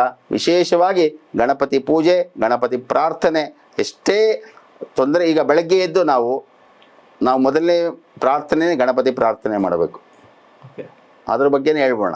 ಬೆಳಗ್ಗೆ ಗಣಪತಿ ಪ್ರಾರ್ಥನೆ ಮಾಡ್ತಾ ಹೇಳ್ಬೇಕು. ರಾತ್ರಿ ಮಲ್ಕೊಳ್ಳೋವಾಗ ನಾವು ಕರಾಗ್ರೆ ವಸತೆ ಲಕ್ಷ್ಮಿ, ರಾತ್ರಿ ನಾವು ಮಲ್ಕೊಳ್ಳೋವಾಗ ನಾವು ಶ್ಲೋಕ ಹೇಳಿ ಮಲ್ಕೊಂಡಿರ್ತೀವಿ. ಬೆಳಗ್ಗೆ ಹೇಳೋವಾಗ ಕರಾಗ್ರೆ ವಸತೆ ಲಕ್ಷ್ಮಿ ಅಂತ ಹೇಳ್ತೀವಿ. ಆ ಹೇಳೋಕ್ಕೂ ಮುಂಚೆ ಮಹಾಗಣಪತಿಯೇ ನಮಃ ಅಲ್ಲಿಂದ ಶುರು ಮಾಡಬೇಕು. ಗಣಪತಿಯಿಂದ ಹೇಳಿ ಆಮೇಲೆ ಕರಾಗ್ರೆ ಹೇಳಬೇಕಾಗತ್ತೆ. ಆಮೇಲೆ ಇನ್ನೂ ಇದೆ, ಅದ್ರ ಬಗ್ಗೆ ತುಂಬ ಹೇಳ್ತಾ ಹೋದ್ರೆ ಬಹಳ ಇದೆ. ವಿಶೇಷವಾಗಿ ಗಣಪತಿ ಪೂಜೆಯಿಂದ ಎಲ್ಲ ರೀತಿಯಾಗತಕ್ಕಂಥ ಸಾಧನೆಗಳನ್ನು ಮಾಡ್ಕೋಬಹುದು. ಇದನ್ನು ಕೇವಲ ಮನುಷ್ಯರೇ ಅಲ್ಲ, ದೇವಾನ ದೇವತೆಗಳು. ಈಗ ಸಂಕಷ್ಟಹರ ಗಣಪತಿ ಪೂಜೆಯ ಬಗ್ಗೆ ಕೇಳಿದಿರ ನೀವು. ಆ ಸಾಕ್ಷಾತ್ ಪಾರ್ವತಿ ದೇವಿನೇ ಮತ್ತೊಂದು ಜನ್ಮದಲ್ಲಿ, ಪಾರ್ವತಿ ಜನ್ಮದ ನಂತರ ಮತ್ತೊಂದು ದಾಕ್ಷಾಯಿಣಿ ಜನ್ಮ ಅಂತೇನೆ ಇದೆ. ಆ ದಾಕ್ಷಾಯಿಣಿ ಜನ್ಮದಲ್ಲಿ ಆ ಒಂದು ಶಿವನನ್ನ ಪಡೆಯೋದಕ್ಕೋಸ್ಕರವಾಗಿ ತಪಸ್ಸನ್ನ ಮಾಡ್ತಾಳೆ. ಅದು ಎಷ್ಟು ವರ್ಷ? 18 ವರ್ಷ ತಪಸ್ಸು ಮಾಡ್ತಾಳೆ. ಆದರೆ ಶಿವ ಒಲಿಯೋದಿಲ್ಲ. ಆಗ ನಾರದರು ಬರ್ತಾರೆ. ನಾರದರು ಬಂದು ಕೇಳ್ತಾರೆ, ಅಮ್ಮ ಏನಕ್ಕೆ ತಾಯಿ ನೀನು ಇಷ್ಟೊಂದು ಕಠಿಣವಾದ ತಪಸ್ಸನ್ನು ಮಾಡ್ತಾ ಇದೀಯ ಅಂತ. ಆಗ ನಾನು ಪರಮೇಶ್ವರನನ್ನ ಪತಿಯಾಗಿ ಬಡಿಬೇಕು, ಅದಕ್ಕೋಸ್ಕರ ತಪಸ್ಸು ಮಾಡ್ತಾ ಇದ್ದೀನಿ ಅಂತ ಹೇಳ್ತಾಳೆ. ಆಗ ನಾರದರು ಹೇಳ್ತಾರೆ, ನೀನು ಇಷ್ಟೊಂದು ಕಷ್ಟಪಡೋ ಅವಶ್ಯಕತೆ ಇಲ್ಲ. ಇಂದಿನ ಜನ್ಮದಲ್ಲಿ ನಿನ್ನಿಂದ ಜನಿಸಿದ ಗಣಪತಿಯನ್ನು ಪೂಜೆ ಮಾಡು, ಅದರಿಂದ ನಿನಗೆ ಶಿವ ಒಲಿತಾನೆ ಅಂತ ಹೇಳ್ತಾರೆ. ಯಾವ ರೀತಿ ಪೂಜೆ ಮಾಡಬೇಕು ಅಂದರೆ ಅದೇ ಈ ಸಂಕಷ್ಟಹಾರ ಗಣಪತಿ ಪೂಜೆಯ ವಿಧಾನದಲ್ಲಿ ಬರುತ್ತೆ. ಅದು ಆ ಸಾಕ್ಷಾತ್ ಪಾರ್ವತಿ ದೇವಿ ಆ ಗಣಪತಿಯನ್ನ ಪ್ರಾರ್ಥನೆಯನ್ನ ಮಾಡಿ 21 ತಿಂಗಳು ಬಹಳ ವಿಶೇಷ. 21 ತಿಂಗಳು ಗಣಪತಿಯನ್ನ ಪೂಜೆ ಮಾಡಬೇಕು ಅಂತ ಸಂಕಲ್ಪ ಮಾಡ್ತಾಳೆ. ಈ ಪೂಜಾ ವಿಧಾನ ಬಹಳ ವಿಶೇಷವಾಗಿದೆ. ಮತ್ತೊಂದು ಸಂಚಿಕೆಯಲ್ಲಿ ಸಂಪೂರ್ಣವಾಗಿ ತಿಳಿಸ್ತೀನಿ. ಸಾಕ್ಷಾತ್ ಆ ಪಾರ್ವತಿ ದೇವಿ ಆಗ ಸಂಕಷ್ಟಹಾರ ಗಣಪತಿ ಪೂಜೆಯನ್ನ ಮಾಡಿ ಪರಮೇಶ್ವರನ ಕೈ ಹಿಡಿತಾಳೆ, ಲೋಕ ಕಲ್ಯಾಣವಾಗುತ್ತೆ. ಇದು ಸಂಕಷ್ಟಹಾರ ಗಣಪತಿ ಪೂಜೆಯ ವಿಶೇಷ. ಎಷ್ಟೊಂದು ಜನ ನಾವು ಮನೆಗೆ ಹೋಗ್ತೀವಿ, ಅಲ್ಲಿ ಕೆಲವ್ರ ಮನೇಲಿ ನಾವು ನೋಡ್ತಿರ್ತೀವಿ, ಮನೆ ತುಂಬಾ ಬರೀ ಗಣಪತಿ ಫೋಟೋ. ಅದು ಮನೆ ತುಂಬಾ ಗಣಪತಿ ಫೋಟೋ ಇಡೋದು ಸರಿನಾ ತಪ್ಪಾ? ಕೆಲವರು ಬೆಡ್ರೂಮ್ ಅಲ್ಲೂ ದೇವ್ರ ಫೋಟೋ ಇಡ್ತಾರೆ, ಬೆಡ್ರೂಮ್ ಅಲ್ಲೂ ಗಣಪತಿ ಫೋಟೋ ಇಡ್ತಾರೆ, ಅಥವಾ ಎಲ್ಲ ಮನೆ ತುಂಬಾ ಪ್ರತಿಯೊಂದು ಗೋಡೆಯಲ್ಲೂ ಗಣಪತಿ ಒಂದು ವಿಗ್ರಹ ಇರಬಹುದು, ಒಂದು ಫೋಟೋ ಆಗಿರಬಹುದು ಇರುತ್ತೆ. ಇದು ಸರಿನಾ ತಪ್ಪಾ? ಇಲ್ಲಿ ಸರಿ ತಪ್ಪು ಅನ್ನೋದಕ್ಕಿಂತ ನಾವು ಭಗವಂತನಲ್ಲ ನಮ್ಮ ಮನಸ್ಸಲ್ಲಿ ಇಟ್ಕೋಬೇಕು. ಯಾವುದೇ ದೇವತೆಗಳಾದರೂ ಸಹ ನಮ್ಮ ಮನಸ್ಸಿನಲ್ಲಿ ಇರಬೇಕು. ನಾವು ಕಣ್ಣು ಮುಚ್ಚಿ ಗಣಪತಿ ಅಂದರೆ ಗಣಪತಿ ನಮ್ಮ ಮುಂದೆ ಪ್ರತ್ಯಕ್ಷವಾಗೋ ಥರ ಇರಬೇಕು ಮೂರ್ತಿ. ಈಶ್ವರನ ರೂಪ ನಮ್ಮ ಕಣ್ಣು ಮುಂದೆ ಬರಬೇಕು. ಅಲ್ಲಿ ಬರಬೇಕು ಅಂದರೆ ಇಲ್ಲಿ ಅವರಿರಬೇಕು, ಮನಸ್ಸಿನಲ್ಲಿ ದೇವರಿರಬೇಕು. ಮನಸ್ಸಮಾಧೀಯತಾಂ ಸಮಾಹಿತ ಮನಸ್ಸಸ್ಮಃ. ಅವ್ರ ಮನಸ್ಸು ತುಂಬಾ ಒಳ್ಳೇದಪ್ಪ ಅಂತ ಹೇಳ್ತಾರೆ. ಮನಸ್ಸು ಒಳ್ಳೇದು ಅಂದ್ರೆ ಏನಾಗಿದ್ರೆ ಆ ಮನಸ್ಸಲ್ಲಿ ಕಲ್ಮಶ ಇರಬಾರದು. ನಾವು ಸದಾ ಭಗವಂತನೇ ತುಂಬಿಕೊಂಡಿರ್ಬೇಕು ಮನಸ್ಸಲ್ಲಿ. ಈಗ ದೇವಿ ನೋಡ್ಬೇಕು, ಎಲ್ಲೋ ಹೋಗಿ ನೋಡೋದಲ್ಲ, ನಿನ್ ಕಣ್ಣು ಮುಂದೆ ನೀನ್ ನೋಡ್ಕೋಬಹುದು. ಅಷ್ಟೊಂದು ಮನುಷ್ಯನಲ್ಲಿ ಶಕ್ತಿ ಇದೆ. ಹಾಗಾಗಿ ಫೋಟೋ ಇಡೋ ವಿಷಯಕ್ಕೆ ಬಂದ್ರೆ, ಆಕ್ಚುಲಿ ಫೋಟೋಗಳೆಲ್ಲ ಬಂದಿರೋದು ಈಗಿನ ದಿನಗಳಲ್ಲಿ ಒಂದು 50 ವರ್ಷ 100 ವರ್ಷ ಆಗಿರ್ಬೋದು ಅಷ್ಟೇ. ಅದಕ್ಕೆ ಮುಂಚೆ ಫೋಟೋ ಇರಲಿಲ್ಲ, ವಿಗ್ರಹ ಇತ್ತು. ವಿಗ್ರಹದ ರೂಪದಲ್ಲಿ ಆ ವಿಗ್ರಹ ಯಾವ ರೀತಿ ಬಂತು? ದೇವಾಲಯಗಳಲ್ಲಿ ಇಡುವಂತಹ ವಿಗ್ರಹವನ್ನ ನೋಡಿಕೊಂಡು ಆಮೇಲೆ ಪಂಚಲೋಹದಲ್ಲಿ ವಿಗ್ರಹವನ್ನ ಮಾಡಿದ್ರು. ಅದಕ್ಕೆ ಮುಂಚೆ ಎಲ್ಲ ದೇವಸ್ಥಾನದಲ್ಲಿ ಪೂಜೆ ಅಷ್ಟೇನೆ, ಮನೆಗಳಲ್ಲೆಲ್ಲ ಪೂಜೆ ಇರಲಿಲ್ಲ. ಮನೆಯಲ್ಲಿ ಏನಿದ್ರು ಮನಸ್ಸಲ್ಲೇ ಪೂಜೆ ಇತ್ತು. ಈಗ ಕಾಲಕ್ರಮೇಣ ಒಂದು 100-200 ವರ್ಷದಿಂದ ಬಂದಿರ್ಬೋದೇನಷ್ಟೇ. ಮೊದಲೆಲ್ಲ ದೇವಾಲಯಗಳಿಗೆ ಹೋಗಿ ಪ್ರತಿಯೊಬ್ಬರು ದೇವಸ್ಥಾನಕ್ಕೆ ಹೋಗಿ ದೇವರನ್ನ ಅಲ್ಲೇ ನೋಡಿ ಕಣ್ತುಂಬಿಸ್ಕೊಂಡು ಅಲ್ಲೇ ಅವ್ರ ಪ್ರಾರ್ಥನೆಯನ್ನ ಸಮರ್ಪಣೆ ಮಾಡಿ ಬರ್ತಾ ಇರ್ತಕ್ಕಂಥ ಕಾಲ ಇತ್ತು. ಆದರೆ ಈಗ ಮನೆ ತುಂಬ ದೇವರನ್ನ ಇಟ್ಕೊಂಡಿರ್ತಾರೆ. ಆದರೆ ಇಡುವಂಥದ್ದು ಒಂದು ಪದ್ಧತಿ ಇದೆ. ಆ ದೇವರ ಫೋಟೋ ಇಡಲಿಕ್ಕೆ ಒಂದು ಪದ್ಧತಿ ಇದೆ. ಹಾಗಾಗಿ ಎಲ್ಲಿ ಸಿಕ್ಕಿದ್ರೆ ಅಲ್ಲಿ ಫೋಟೋ ಇಡೋದು. ಮೊನ್ನೆ ರೀಸೆಂಟಾಗಿ ಒಂದು ವಿಡಿಯೋ ನೋಡಿದೆ ನಾನು. ದೇವರ ಫೋಟೋಗಳಿಗೆ ಮುಕ್ತಿ ಕೊಡಿಸೋ ಸ್ಥಳ, ನಿಮ್ಮ ಮನೆಯಲ್ಲಿ ಫೋಟೋ ಜಾಸ್ತಿ ಇದ್ರೆ ನಮ್ಗೆ ತಂದು ಕೊಡಿ, ನಾವು ತಗೊಂಡು ಹೋಗಿ ಮುಕ್ತಿ ಕೊಡ್ತೀವಿ ಅಂತ. ಅದನ್ನೆಲ್ಲ ಫ್ರೇಮ್ ಒಡೆದೋಗಿದ್ರೆ, ಗ್ಲಾಸ್ ಒಡೆದೋಗಿದ್ರೆ ಅದನ್ನ ತಗೊಂಡ್ಬಂದು ಕೊಡಿ, ಅದನ್ನ ನಾವು ಪೂಜೆ ಮಾಡಿ ಸಂಸ್ಕಾರ ಮಾಡ್ತೀವಿ ಅಂತ ಒಂದು ನಾನು ವಿಡಿಯೋ ನೋಡಿದೆ. ಏನಕ್ಕೆ ಬೇಕು? ನಾವು ಭಗವಂತನ ಫೋಟೋ ಮನೇಲಿ ಇಟ್ಕೊಂಡು ಅದು ಒಡೆದಾಕಿ, ಮಕ್ಕಳು ಮರಿ ಅದನ್ನ ಒಡೆದಾಕಿ, ಅಥವಾ ಅದು ಹಳೇದಾಗಿ ಆಮೇಲೆ ಆ ಮುಖ ಎಲ್ಲ ಬಟ್ಟೆ ತಗೊಂಡು ಎಲ್ಲ ಒರೆಸಿ ಮಾಡಿ ಡಲ್ ಮಾಡಿ, ಅದೆಲ್ಲ ಆ ರೀತಿ ಮಾಡಬಾರ್ದು. ತಪ್ಪಾಗತ್ತೆ ಅಂದರೆ ಅದು ಗೊತ್ತಿದ್ದು ಮಾಡುವಂಥ ತಪ್ಪು. ಓಕೆ. ಕೆಲವೊಂದು ಮನುಷ್ಯನಲ್ಲಿ ಹೇಗಿರುತ್ತೆ ಅಂದರೆ, ನಾವು ಗೊತ್ತಿಲ್ಲದೆ ಮಾಡೋ ತಪ್ಪುಗಳು ಬೇರೆ, ಗೊತ್ತಿದ್ದು ಮಾಡೋ ತಪ್ಪುಗಳು ಬೇರೆ. ಗೊತ್ತಿಲ್ಲದೇನೆ ತಪ್ಪಾಗ್ತಾ ಇರುತ್ತೆ. ಅದನ್ನ ಪರಿಹಾರ ಮಾಡ್ಕೊಳ್ಳೋದೇ ನಮ್ಮ ಕೈಲಿ ಕಷ್ಟ. ಇನ್ನು ಗೊತ್ತಿದ್ದು ತಪ್ಪುಗಳು ಮಾಡಿದ್ರೆ, ಅದಕ್ಕೆ ನಮ್ಮ ಕಡೆಯಿಂದ ಏನಪ್ಪಾ ಅಂದರೆ, ತಪ್ಪುಗಳು ಯಾವ ರೀತಿ ಆಗಿರುತ್ತೆ? ಕಾಯ, ವಾಚ, ಮನಸ, 3 ರೀತಿಯಾಗಿರ್ತಕ್ಕಂಥದ್ರಿಂದನೇ ತಪ್ಪುಗಳದು. ಕಾಯ, ಮಾಡುವ ಕೆಲಸದಲ್ಲಿ, ನಾವು ಮಾಡುವ ಕೆಲಸದಲ್ಲಿ ಶ್ರದ್ಧೆ ಇರಬೇಕು. ಅಲ್ಲಿ ಯಾವುದೇ ರೀತಿಯಾಗಿರ್ತಕ್ಕಂಥ ತೊಂದರೆ ಅಥವಾ ತಪ್ಪಾಗದೇ ಇರತಕ್ಕಂಥ ರೀತಿಯಲ್ಲಿ ಕೆಲಸವನ್ನ ಮಾಡಬೇಕು. ಇದು ಕಾಯಕ ಅಂತ ಹೇಳ್ತೀವಿ. ಇನ್ನು ವಾಚಕ, ಮಾತಾಡೋದ್ರಿಂದನೇ ತಪ್ಪಾಗತ್ತೆ. ಒಳ್ಳೆ ಮಾತನ್ನ ಆಡಿದ್ರೆ ಅದು 4 ಜನಕ್ಕೆ ಉಪಯೋಗ ಆಗತ್ತೆ. ಜೊತೆಗೆ ಇನ್ನೊಬ್ಬರ ಮನಸ್ಸಿಗೆ ನೋವಾಗದೇ ಇರತಕ್ಕಂಥ ರೀತಿಯಲ್ಲಿ ಮಾತಾಡ್ತಕ್ಕಂಥದ್ದೇನಿದೆ ಅದು. ಮತ್ತೆ ಆಡುವ ಮಾತು ಮೃದುವಾಗಿರಬೇಕು, ಆಡುವ ಮಾತು ಒಳ್ಳೆ ಸುಮಧುರವಾಗಿರಬೇಕು. ಮತ್ತೆ ಕಾಯ, ವಾಚ, ಮನಸ್ಸ, ಇನ್ನು ಮನಸ್ಸಲ್ಲಿ ಕೆಟ್ಟ ಆಲೋಚನೆಗಳು, ಕಲ್ಮಶಗಳು, ಕಾಮ, ಕ್ರೋಧ, ಲೋಭ, ಮೋಹ, ಮದ, ಮತ್ಸರ ಅಂತಕ್ಕಂಥ ಷಡ್ವರ್ಗಗಳೇನಿದೆ, ಇದನ್ನ ಯಾವುದು ಮನಸ್ಸಲ್ಲಿ ಇಟ್ಕೋಬಾರ್ದು. ಎಲ್ಲವನ್ನೂ ಸಹ ಆಯಾ ಸಮಯಕ್ಕೆ ಮರೀತಾ ಮುಂದಿನ ಜೀವನವನ್ನು ಮಾಡ್ತಾ ಹೋದ್ರೆ ಖಂಡಿತವಾಗ್ಲೂ ಸಹ ಎಲ್ರಿಗೂ ಒಳ್ಳೇದಾಗುತ್ತೆ. ಗಣಪತಿ ಮೂರ್ತಿ ಮಾಡಬೇಕಾದ್ರೆ ಮಣ್ಣನ್ನ ಜಾಸ್ತಿ ಪ್ರಿಫರ್ ಮಾಡ್ತಿದ್ದಾರೆ ಈಗ, ಬಿಕಾಸ್ ಇಕೋ ಫ್ರೆಂಡ್ಲಿ ಅಂತ. ಅದು ಇಕೋ ಫ್ರೆಂಡ್ಲಿ ಅನ್ನೋ ಒಂದು ಕಾನ್ಸೆಪ್ಟು ಮಣ್ಣಿಂದ ಮಾಡಬೇಕು ಅಂತ ಬಂದಿದೆ. ಕೆಲವರು POP ಇಂದ ಮಾಡಿದ್ದು. ಈಗ POP ಬ್ಯಾನ್ ಆಗಿದೆ. ಸೊ ಎಲ್ಲರೂ ಪ್ರತಿಯೊಬ್ಬರೂ ಮಣ್ಣಿನ ಗಣಪತಿನೇ ಮಾಡಬೇಕು ಅಂತ. ಸೊ ಮಣ್ಣಿನ ಗಣಪತಿನೇ ಯಾಕೆ ಪ್ರಿಫರೆನ್ಸ್ ಅಂತ ನೋಡಿ. ಗೌರಿ ಗಣೇಶ ಹಬ್ಬದಲ್ಲಿ ಮಾತ್ರ ಆ ರೀತಿ ಮಾಡ್ತಾರೆ. ಓಕೆ. ಗಣೇಶನ ಹಬ್ಬಕ್ಕೆ ಮಾತ್ರ ಮಣ್ಣಿನ ಗಣಪತಿಗಳು ಮಾಡ್ತಕ್ಕಂಥದ್ದು. ಓಕೆ. ಈ ಗೌರಿ ಗಣೇಶ ಹಬ್ಬ ವರ್ಷಕ್ಕೊಂದ್ಸಲ ಬರ್ತಕ್ಕಂಥದ್ದು. ದೇವಸ್ಥಾನಗಳಲ್ಲಿ ಕಲ್ಲಿಂದ ಮೂರ್ತಿಯನ್ನು ಮಾಡಿಟ್ಟಿರ್ತಾರೆ. ಈ ವರಸಿದ್ಧಿ ವಿನಾಯಕ ವ್ರತದಲ್ಲಿ ಮಣ್ಣಿಂದ ಗಣಪತಿಯನ್ನು ಮಾಡ್ತೇವೆ ನಾವು. ಇದಕ್ಕೆ ಶಾಸ್ತ್ರದಲ್ಲಿ 2 ರೀತಿಯಾಗಿರ್ತಕ್ಕಂಥ ಒಂದು ಪ್ರತಿಷ್ಠಾಪನೆಗಳು ಅಂತ ಹೇಳ್ತೀವಿ ನಾವು. ಚರ ಪ್ರತಿಷ್ಠೆ, ಸ್ಥಿರ ಪ್ರತಿಷ್ಠೆ. ಸ್ಥಿರ ಪ್ರತಿಷ್ಠೆ ಅಂದ್ರೆ ಶಾಶ್ವತವಾಗಿರೋದು. ಅದು ದೇವಸ್ಥಾನಗಳಲ್ಲಿ ಇರುತ್ತೆ. ದೇವಸ್ಥಾನದಲ್ಲಿ ಪ್ರತಿಷ್ಠೆ ಆಗಿರ್ತಕ್ಕಂತಹ ಮೂರ್ತಿಗಳೇನಿದೆ ಅದು ಸ್ಥಿರ ಪ್ರತಿಷ್ಠೆ. ಇದು ಚರ ಪ್ರತಿಷ್ಠೆ ಅಂದ್ರೆ ನಾವೆಲ್ಲಿ ಬೇಕೋ ಎತ್ಕೊಂಡು ಹೋಗ್ಬೋದು. ಪ್ರಾಣ ಪ್ರತಿಷ್ಠಾಪನೆ ಮಾಡ್ತೀವಿ. ಆಗ್ಲೇ ಹೇಳಿದಾಗೇನೆ ನಮ್ಮ ಆತ್ಮವನ್ನು ತೆಗೆದು ಭಗವಂತನಲ್ಲಿ ಇಟ್ಟು ನಾವು ಪ್ರಾಣವನ್ನ ಕೊಟ್ಟು ಪೂಜೆಯನ್ನ ಮಾಡ್ತೇವೆ. ನಾವು ಮಾಡಿದ್ದಾದ ಮೇಲೆ ಅದಕ್ಕೆ ವಿಸರ್ಜನೆ ಇದೆ. ದೇವಸ್ಥಾನದಲ್ಲಿ ಇರ್ತಕ್ಕಂಥ ಮೂರ್ತಿಗೆ ವಿಸರ್ಜನೆ ಇಲ್ಲ. ಅವರು ಅಲ್ಲಿ ಸ್ಥಿರ, ಇವರು ಚರ. ಈ ಚರ ಆಗಿರೋದ್ರಿಂದ ಇದನ್ನ ಮೃತ್ತಿಕೆಯಲ್ಲೇ ಮಾಡಬೇಕು, ಮಣ್ಣಲ್ಲೇ ಮಾಡಬೇಕು ಅಂತ ಹೇಳುತ್ತೆ. ಅದು ಯಾವ ಮಣ್ಣಲ್ಲಿ ಮಾಡಬೇಕು? ಈಗೆಲ್ಲ ನೀವು ಹೇಳಿದಾಗ POP ಎಲ್ಲೆಲ್ಲ ಮಾಡ್ತಿದ್ದಾರೆ. ಅದಕ್ಕೆ ಮಂತ್ರನೇ ಇದೆ. ಮೃತ್ತಿಕೆ ಹನಮೇ ಪಾಪಂ ಯನ್ಮಯ ದುಷ್ಕೃತಂ ಕೃತಂ, ಮೃತ್ತಿಕೆ ಬ್ರಹ್ಮದತ್ತಾಸಿ ಕಾಶ್ಯಪೇನಾಭಿಮಂತ್ರಿತ, ಮೃತ್ತಿಕೆ ದೇಹಿಮೇ ಪುಷ್ಟಿಂ ತ್ವಯಿ ಸರ್ವಂ ಪ್ರತಿಷ್ಠಿತಂ, ಮೃತ್ತಿಕೆ ಪ್ರತಿಷ್ಠಿತೆ ಸರ್ವಂ ತನ್ಮೇ ನಿರ್ಣದ ಮೃತ್ತಿಕೆ ಅಂತೇಳಿ ಹುತ್ತದ ಮಣ್ಣಿನಿಂದ ಮಾಡಬೇಕು ಅಂತ. ಹುತ್ತದ ಮಣ್ಣು ನಾಗರ ಹಾವುಗಳೇನು ವಾಸಿಸ್ತವೆ ಅದರ ಒಂದು ಮಣ್ಣಿನಿಂದ ಮಾಡಬೇಕು ಅಂತ ಹೇಳುತ್ತೆ. ಯಾಕಂದ್ರೆ ಅದು ಆರೋಗ್ಯಕರ ಮಣ್ಣು. ಹುತ್ತದ ಮಣ್ಣೇನಿದೆ ಈಗಲೂ ಅಷ್ಟೇ ನೋಡಿ, ಬಹಳಷ್ಟು ಚರ್ಮ ರೋಗಕ್ಕೆ ಹುತ್ತದ ಮಣ್ಣನ್ನು ಉಪಯೋಗಿಸ್ತಾರೆ. ಆ ಹುತ್ತದ ಮಣ್ಣು ಹಚ್ಚೋದ್ರಿಂದ ಚರ್ಮ ರೋಗಗಳು ನಿವಾರಣೆ ಆಗತ್ತೆ. ಅದಕ್ಕೋಸ್ಕರವಾಗಿ ಹುತ್ತದ ಮಣ್ಣಿನಿಂದ ಗಣಪತಿಯ ಮೂರ್ತಿಯನ್ನ ಮಾಡಬೇಕು. ಈಗ ಸಾಮಾನ್ಯವಾಗಿ ಬೇರೆ ಒಂದು ಮಣ್ಣು ತಗೊಳ್ಳಿ, ಹುತ್ತದ ಮಣ್ಣು ತಗೊಳ್ಳಿ, ನೀರಲ್ಲಿ ಅದು ಹಾಕಿ ಇದು ಹಾಕಿ ಯಾವ್ದು ಬೇಗ ಕರಗುತ್ತೆ ನೀವೇ ನೋಡಿ. ಇದನ್ನೆಲ್ಲ ಪರೀಕ್ಷೆ ಮಾಡಬೇಕು. ಹುತ್ತದ ಮಣ್ಣು ನೀರಿಗೆ ಹಾಕಿದ ತಕ್ಷಣ ಕರಗೋಗುತ್ತೆ, ಆದರೆ ಬೇರೆ ಮಣ್ಣು ಆ ರೀತಿ ಕರಗಲ್ಲ. ಅದಕ್ಕೋಸ್ಕರವಾಗಿ ಆ ರೀತಿ ಕರಗುವಂತಹ ನೀರಲ್ಲಿ ಹಾಕಿದ ತಕ್ಷಣ ಅದು ಕರಗಿಬಿಡ್ಬೇಕೆಲ್ಲ ಪೂರ್ತಿ ಇದಾಗಬೇಕು. ಅದಕ್ಕೋಸ್ಕರವಾಗಿ ಹುತ್ತದ ಮಣ್ಣಿನ ತಂದು ಅದರಲ್ಲಿ ಗಣಪತಿಯನ್ನು ಮಾಡಿ ಅದಕ್ಕೆ ಪ್ರಾಣ ಪ್ರತಿಷ್ಠಾಪನೆ ಮಾಡಿ ಪೂಜೆಯನ್ನು ಮಾಡಿ ಆಚರಣೆ ಮಾಡ್ತಕ್ಕಂಥದ್ದು ವರಸಿದ್ಧಿ ವಿನಾಯಕ ವ್ರತದ ಒಂದು ಪದ್ಧತಿ. ಗಣೇಶನ ಹಬ್ಬದ ದಿವಸ ಕೆಲವರು ಚಂದ್ರನ್ ನೋಡಬಾರ್ದು ಅಂತ ಹೇಳ್ತಾರೆ. ಗಣಪತಿ ಹಬ್ಬದ ದಿವಸ ಚಂದ್ರನ್ ನೋಡಿದ್ರೆ ಅಶುಭ ಅಂತ ಹೇಳ್ತಾರೆ. ನಿಜವಾಗ್ಲೂ ಅಶುಭನ? ಹಾಗಿದ್ರೆ ಚಂದ್ರನನ್ನ ನೋಡಿದ್ರೆ ಏನು ಅಶುಭ ಕೆಲಸಗಳಾಗತ್ತೆ ಅಂತ?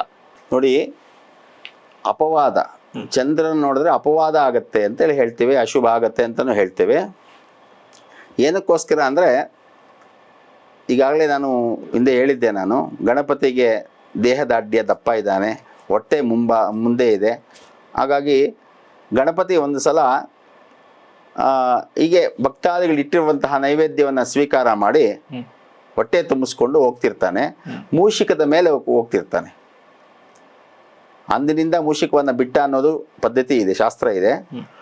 ಆ ಒಂದು ಮೂಷಿಕನ ಮೇಲೆ ಕುಳಿತುಕೊಂಡು ಹೋಗ್ತಿರ್ಬೇಕಾದ್ರೆ ಸ್ವಲ್ಪ ಹೊಟ್ಟೆ ಸೀಳ್ಕೊಂಡ್ಬಿಡುತ್ತೆ ಗಣಪತಿಗೆ.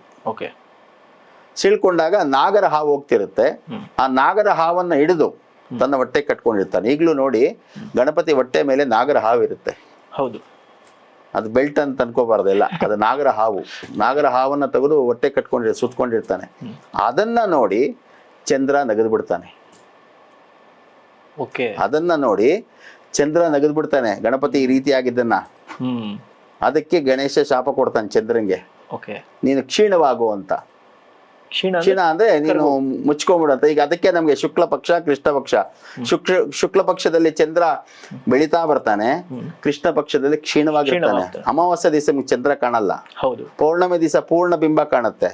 ಅದು ಶಾಪ, ಗಣೇಶನ ಶಾಪ ಅದು. ಓಕೆ. ಅದಕ್ಕೋಸ್ಕರವಾಗಿ ಆಗ ಚಂದ್ರ ದೇವಾನ್ ದೇವತೆಗಳೆಲ್ಲ ಹೋಗಿ ಕೇಳ್ಕೊಳ್ತಾನೆ, ಗಣಪತಿ ನನಗೆ ಶಾಪ ಕೊಟ್ಬಿಟ್ಟಿದ್ದಾನೆ, ಕ್ಷೀಣವಾಗು ಅಂತೇಳಿ, ದಯವಿಟ್ಟು ನನಗೆ ಸಹಕಾರ ಕೊಡಿ, ನನಗೆ ಇದು ಮಾಡಿ ಅಂತ ಹೇಳಿದಾಗ, ಅವರ ಆ ಶಾಪದಿಂದ ವಿಮುಕ್ತನಾಗಿ ಮಾಡಿ ಅಂತ ಕೇಳಿದಾಗ, ಹಾಗೆ ಎಲ್ಲ ಗಣಪತಿ ಹತ್ರ ಬಂದು ಕೇಳ್ಕೊಂಡಾಗ ಆಗ ಗಣಪತಿ ಹೇಳ್ತಾನೆ, ನೀನು 15 ದಿನ ವೃದ್ಧಿಯಾಗು, 15 ದಿನ ಕ್ಷೀಣವಾಗು ಅಂತ ಆ ರೀತಿ ಒಂದು ಆಶೀರ್ವಾದವನ್ನು ಕೊಡ್ತಾನೆ. ನಂತರ ಯಾರು ನನ್ನ ವ್ರತದ ದಿನ ನನ್ನನ್ನು ಪೂಜಿಸುವಂತಹ ವರಸಿದ್ಧಿ ವಿನಾಯಕ ವ್ರತ ಏನಿದೆ, ಅವತ್ತಿನ ದಿನ ನಿನ್ನನ್ನು ಯಾರು ನೋಡಬಾರ್ದು. ನಿನ್ನನ್ನು ನೋಡಿದ್ರೆ ಅವರಿಗೆ ನನ್ನ ಅನುಗ್ರಹ ಆಗೋಲ್ಲ ಅಂತ. ಓಕೆ. ಅದು ಶಾಪ, ಅದು ಶಾಪ, ಗಣಪತಿಯ ಶಾಪ. ಗಣೇಶನ ಹಬ್ಬದ ದಿವಸ ಚಂದ್ರನನ್ನು ನೋಡಿ ಶಾಪದಿಂದ ವಿಮುಕ್ತಿ ಹೇಗೆ ಆಗೋದು? ಅದಕ್ಕೆ ಮತ್ತೆ ಹೇಳ್ತೇನೆ. ಈಗ ಆ ಒಂದು ಗಣಪತಿ ಹಬ್ಬದ ದಿನ ಹೊರತುಪಡಿಸಿ ಇನ್ನು ಮಿಕ್ಕ ನಾವೇನು ಸಂಕಷ್ಟಹರ ಗಣಪತಿ ಪೂಜೆ ಮಾಡ್ತೀವಲ್ಲ, ಹೌದು, ಅವತ್ತಿನ ದಿನ ವಿಶೇಷವಾಗಿ ಚಂದ್ರನಿಗೆ ಅನುಗ್ರಹ ಇದೆ. ಅದೇ ಗಣಪತಿ ವರಸಿದ್ಧಿ ವಿನಾಯಕ ವ್ರತದ ದಿನ ನಿನ್ನನ್ನು ನೋಡಿದ್ರೆ ಅಪವಾದ ಆಗತ್ತೆ ಅಂತ ಶಾಪ ಕೊಡ್ತಾನೆ.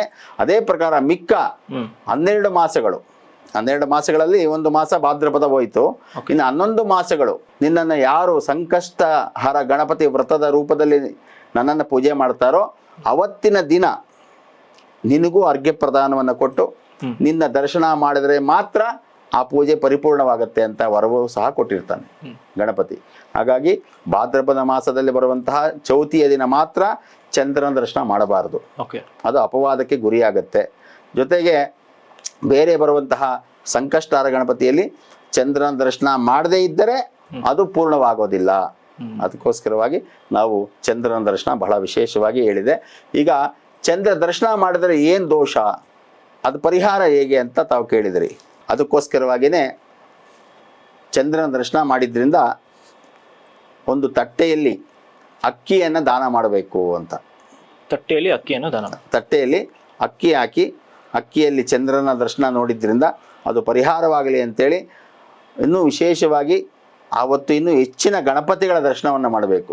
ತಪ್ಪು ಒಪ್ಪಿಸ್ಬೇಕು, ನನಗೆ ಗೊತ್ತಿಲ್ಲದೆ ಚಂದ್ರನ ದರ್ಶನ ಮಾಡಿಬಿಟ್ಟಿದ್ದೀನಿ, ಹಾಗಾಗಿ ಆ ಅಪವಾದದ ದೋಷ ನನ್ನ ಮೇಲೆ ಬರದೇ ಇರಲಿ ಅಂತೇಳಿ ಅವತ್ತು ಕನಿಷ್ಠ ಪಕ್ಷ 21 ಗಣಪತಿ ದರ್ಶನ ಮಾಡಬೇಕು. 21 ಗಣಪತಿಗಳ ದರ್ಶನ ಮಾಡಿ ಅವರು ಆ ಪರಿಹಾರವನ್ನು ಮಾಡ್ಕೋಬೋದು, ಆ ಒಂದು ಶಾಪದಿಂದ ವಿಮುಕ್ತಿಯನ್ನು ಹೊಂದ್ಕೋಬೋದು. ಇನ್ನು ಗಣಪತಿ ಹಬ್ಬದ ದಿವಸ ಪೂಜೆ ಬೆಳಗ್ಗೆ ಬ್ರಾಹ್ಮಿ ಮುಹೂರ್ತದಲ್ಲಿ, ಗಣೇಶ ಹಬ್ಬದ ದಿವಸ ಬ್ರಾಹ್ಮಿ ಮುಹೂರ್ತದಲ್ಲಿ ಹೇಗೆ ಪೂಜೆ ಮಾಡೋದು? ನೋಡಿ, ನಮಗೆ ದಿನ ಪ್ರಾರಂಭ ಆಗೋದೇನೆ ನಮ್ಮ ಹಿಂದೂ ಶಾಸ್ತ್ರದ ಪ್ರಕಾರವಾಗಿ ಬೆಳಗಿನ ಜಾವ 2:30ಗೆ. ಸಾಮಾನ್ಯವಾಗಿ ಇಂಗ್ಲೀಷ್ ಪ್ರಕಾರವಾಗಿ 12 ಗಂಟೆಗೆ ಚೇಂಜ್ ಆಗುತ್ತೆ ಡೇಟು. 12 ಗಂಟೆ ಮಿಡ್ ನೈಟ್ 12 ಗಂಟೆ ಆಗೋದ್ರೆ ಅದು ಬೇರೆ ಪ್ರಕಾರ ಡೇಟ್ ಚೇಂಜ್ ಆಗುತ್ತೆ, ದಿನ ಚೇಂಜ್ ಆಗುತ್ತೆ. ನಮ್ಮ ಹಿಂದೂ ಶಾಸ್ತ್ರ ಪ್ರಕಾರವಾಗಿ ಮಧ್ಯರಾತ್ರಿ 2:30 3 ಗಂಟೆ ತನಕ ಆ ಗಳಿಗೆಗಳಿಗೆ ಅನುಗುಣವಾಗಿ ದಿನ ಚೇಂಜ್ ಆಗುತ್ತೆ. ನಮಗೆ ಇವತ್ತು ಒಂದು ಸೋಮವಾರ ಅನ್ಕೊಳ್ಳಿ. ಸೋಮವಾರ ಅಂದರೆ ನಮ್ಗೆ ಸೋಮವಾರ ಎಷ್ಟೊತ್ತಿಗೆ ಪ್ರಾರಂಭ ಆಗಿದೆ ಅಂದರೆ 3 ಗಂಟೆ, ಬೆಳಗಿನ ಜಾವ 3 ಗಂಟೆ, 2:30ಯಿಂದ 3 ಗಂಟೆ ಮೇಲೆ ಸೋಮವಾರ. ಮಿಡ್ ನೈಟ್ 12 ಗಂಟೆ ಆಗಿದ ತಕ್ಷಣ ಸೋಮವಾರ ಬರೋದಿಲ್ಲ ನಮಗೆ.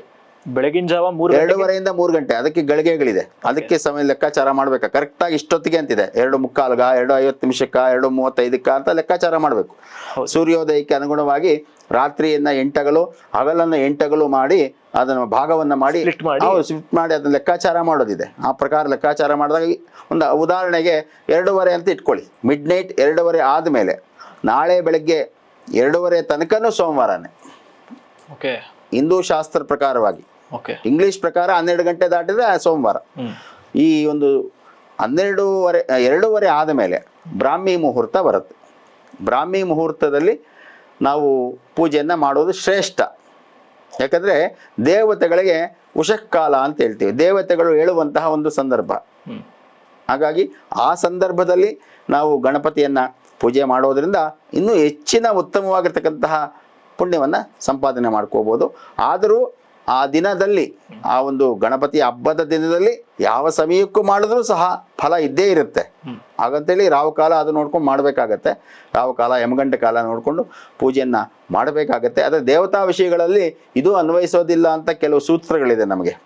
ಇದೇ ಕೇವಲ ರಾಹುಕಾಲ ಯಮಗಂಡ ಕಾಲ ಮನುಷ್ಯನಿಗೆ ಮಾತ್ರ ಅಷ್ಟೇನೆ, ದೇವತೆಗಳಿಗಲ್ಲ.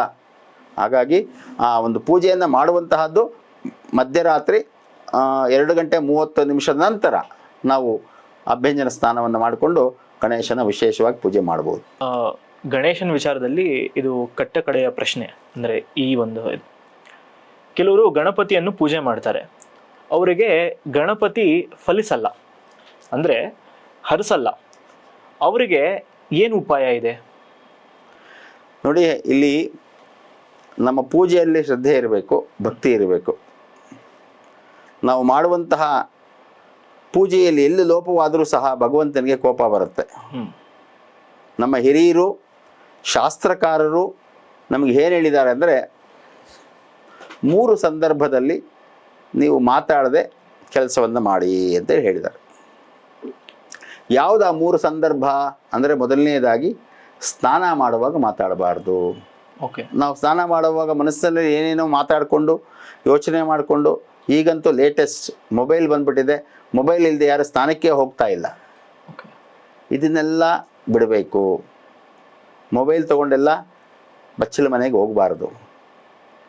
ತಗೊಂಡು ಹೋದ್ರೂ ಅದರಲ್ಲಿ ಭಗವಂತನ ನಾಮಸ್ಮರಣೆಗಳು, ಈಗ ಮೊಬೈಲಲ್ಲಿ ಎಲ್ಲ ಬಂದ್ಬಿಟ್ಟಿದೆ. ದೇವರ ಸ್ತೋತ್ರಗಳು ಬಂದಿದೆ, ಮಂತ್ರಗಳು ಬಂದಿದೆ. ಆ ಒಂದು ಮಂತ್ರ ಶ್ಲೋಕವನ್ನಾದರೂ ಹಾಕ್ಕೊಂಡು ಸ್ನಾನವನ್ನು ಮಾಡಬೇಕು. ಅಥವಾ ಇಲ್ಲ ಅಂದರೆ ಅವ್ರಿಗೆ ಬಂದರೆ ಗಂಗೆ ಚಮನೆ ಚೈವ ಗೋದಾವರಿ ಸರಸ್ವತಿ ನರ್ಮದೇ ಸಿಂಧು ಕಾವೇರಿ ಜಲೇಸ್ಮಿನ್ ಸನ್ನಿಧಿಂ ಕುರು ಅಂತ ಹೇಳ್ತಾ ಸ್ನಾನವನ್ನು ಮಾಡಬೇಕು. ಈ ರೀತಿ ಮಾಡೋದ್ರಿಂದ ನಮ್ಮ ದೇಹ ಶುದ್ಧಿ ಆಗತ್ತೆ. ಜೊತೆಗೆ ನಮ್ಮಲ್ಲಿರ್ತಕ್ಕಂತಹ ರೋಗ ರುಜಿನಗಳು, ಏನು ನಮ್ಮಲ್ಲಿ ದೇಹದಲ್ಲಿರ್ತಕ್ಕಂತಹ ಕಾಯಿಲೆಗಳಿದೆ, ಅವೆಲ್ಲವೂ ಸಹ ನಿವಾರಣೆ ಆಗುತ್ತೆ.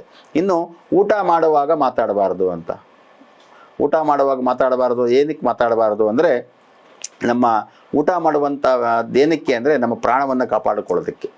ಅನ್ನಂ ಪ್ರಾಣಮನ್ನಮಪಾನಮಾಹುಹು ಅಂತ ಹೇಳಿದ್ರು. ಅನ್ನ ನಾವು ತಿನ್ನೋದ್ರಿಂದ ಪ್ರಾಣವನ್ನು ಕಾಪಾಡ್ಕೋಬಹುದು. ಅನ್ನ ತಿಂದೇ ಇದ್ರೆ ಏನಾಗುತ್ತೆ, ಅನ್ನಂ ಮೃತ್ಯುಂ ತಮ ಜೀವಾತು ಮಾಹುಹು, ತಿಂದೇ ಇದ್ರೆ ಅದು ಮೃತ್ಯುಗೆ ಗುರಿ ಆಗುತ್ತೆ ಅಂತ. ಹಾಗಾಗಿ ನಮ್ಮ ಪ್ರಾಣಾತ್ಮವನ್ನ, ನಮ್ಮ ದೇಹವನ್ನ ಸಂರಕ್ಷಣೆ ಮಾಡೋದಕ್ಕೋಸ್ಕರ ಊಟ ಮಾಡ್ತೀವಿ. ಊಟ ಮಾಡುವಾಗ ಮಾತಾಡಬಾರ್ದು. ಅದು ಪ್ರಾಣಯಜ್ಞ. ಅದು ಊಟ ಮಾಡೋದು ಪ್ರಾಣಯಜ್ಞ. ಅದು ಗೊತ್ತೇ ಇಲ್ಲ. ನಾವು ಹೊಟ್ಟೆ ತುಂಬಿಸ್ಕೊಳ್ಳೋದಕ್ಕೆ ಊಟ ಮಾಡ್ತಾ ಇದ್ದೀವಿ ಅನ್ಕೊಳ್ತಾರೆ. ಹೊಟ್ಟೆ ತುಂಬೋಕೆ ಊಟ ಮಾಡೋದಲ್ಲ, ನಿನ್ನ ಪ್ರಾಣವನ್ನು ಉಳಿಸ್ಕೊಳ್ಳೋದಕ್ಕೋಸ್ಕರವಾಗಿ ಯಜ್ಞವನ್ನು ಮಾಡ್ತಾ ಇರ್ತೀವಿ ನಾವು. ಆ ಯಜ್ಞವನ್ನು ನಾವು ಸಾಧನಾ ರೂಪದಲ್ಲಿ ಮಾಡಬೇಕು. ಆ ಊಟ ಮಾಡುವಾಗ ಮಾತಾಡೋದ್ರಿಂದ ಏನಾಗುತ್ತೆ ಅಂದರೆ, ಮಾತಿನ ಜೊತೆಯಲ್ಲೇನೆ ವಾಯು ಒಳಗಡೆ ಹೋಗ್ತಾನೆ. ಆ ವಾಯು ಒಳಗಡೆ ಹೋಗೋದ್ರಿಂದ ನಾವು ಎಲ್ಲಿ ಊಟ ಮಾಡಿ ಅನ್ನ ಎಲ್ಲಿ ಹೋಗಿ ಸೇರಬೇಕೋ ಆ ಜಾಗದಲ್ಲಿ ವಾಯು ಕೂತ್ಕೊಳ್ತಾನೆ. ವಾಯು ಕೂತ್ಕೊಂಡಾಗ ಮುಂದೆ ಮಾಮೂಲಿ ಗ್ಯಾಸ್ಟ್ರಿಕ್ ಅಲ್ಸರು ಅದು ಇದು ಕಾಯಿಲೆ ಬರ್ತಕ್ಕಂಥದ್ದು ಸಹಜ. ಅದಕ್ಕೆ ಊಟ ಮಾಡುವಾಗ ಮಾತಾಡಬಾರ್ದು. ಸೊ ಊಟ ಮಾಡ್ಬೇಕಾದ್ರೆ ಮಾತಾಡಬಾರ್ದು ಅನ್ನೋದಕ್ಕೆ ಇದೊಂದು ಸೈಂಟಿಫಿಕ್ ಹೌದು, ರೀಸನ್. ಖಂಡಿತವಾಗ್ಲೂ ಈಗಲೂ ಎಷ್ಟೋ ಜನ ಬಹಳಷ್ಟು ಹಿರಿಯರು ಊಟ ಮಾಡುವಾಗ ಮಾತಾಡೋದಿಲ್ಲ. ಮಾತಾಡ್ಸಿದ್ರೆ ಹಿಂಗಂತಾರೆ. ಹೌದು. ಪರೀಕ್ಷೆ ಮಾಡಿ ನೋಡಿ, ಬಹಳಷ್ಟು ಜನ ಇದ್ದಾರೆ. ಆದ್ರೆ ನೀವು ಆ ಪ್ರಯತ್ನವನ್ನು ಮಾಡಿ, ತುಂಬ ಒಳ್ಳೆಯದು. ಓಕೆ.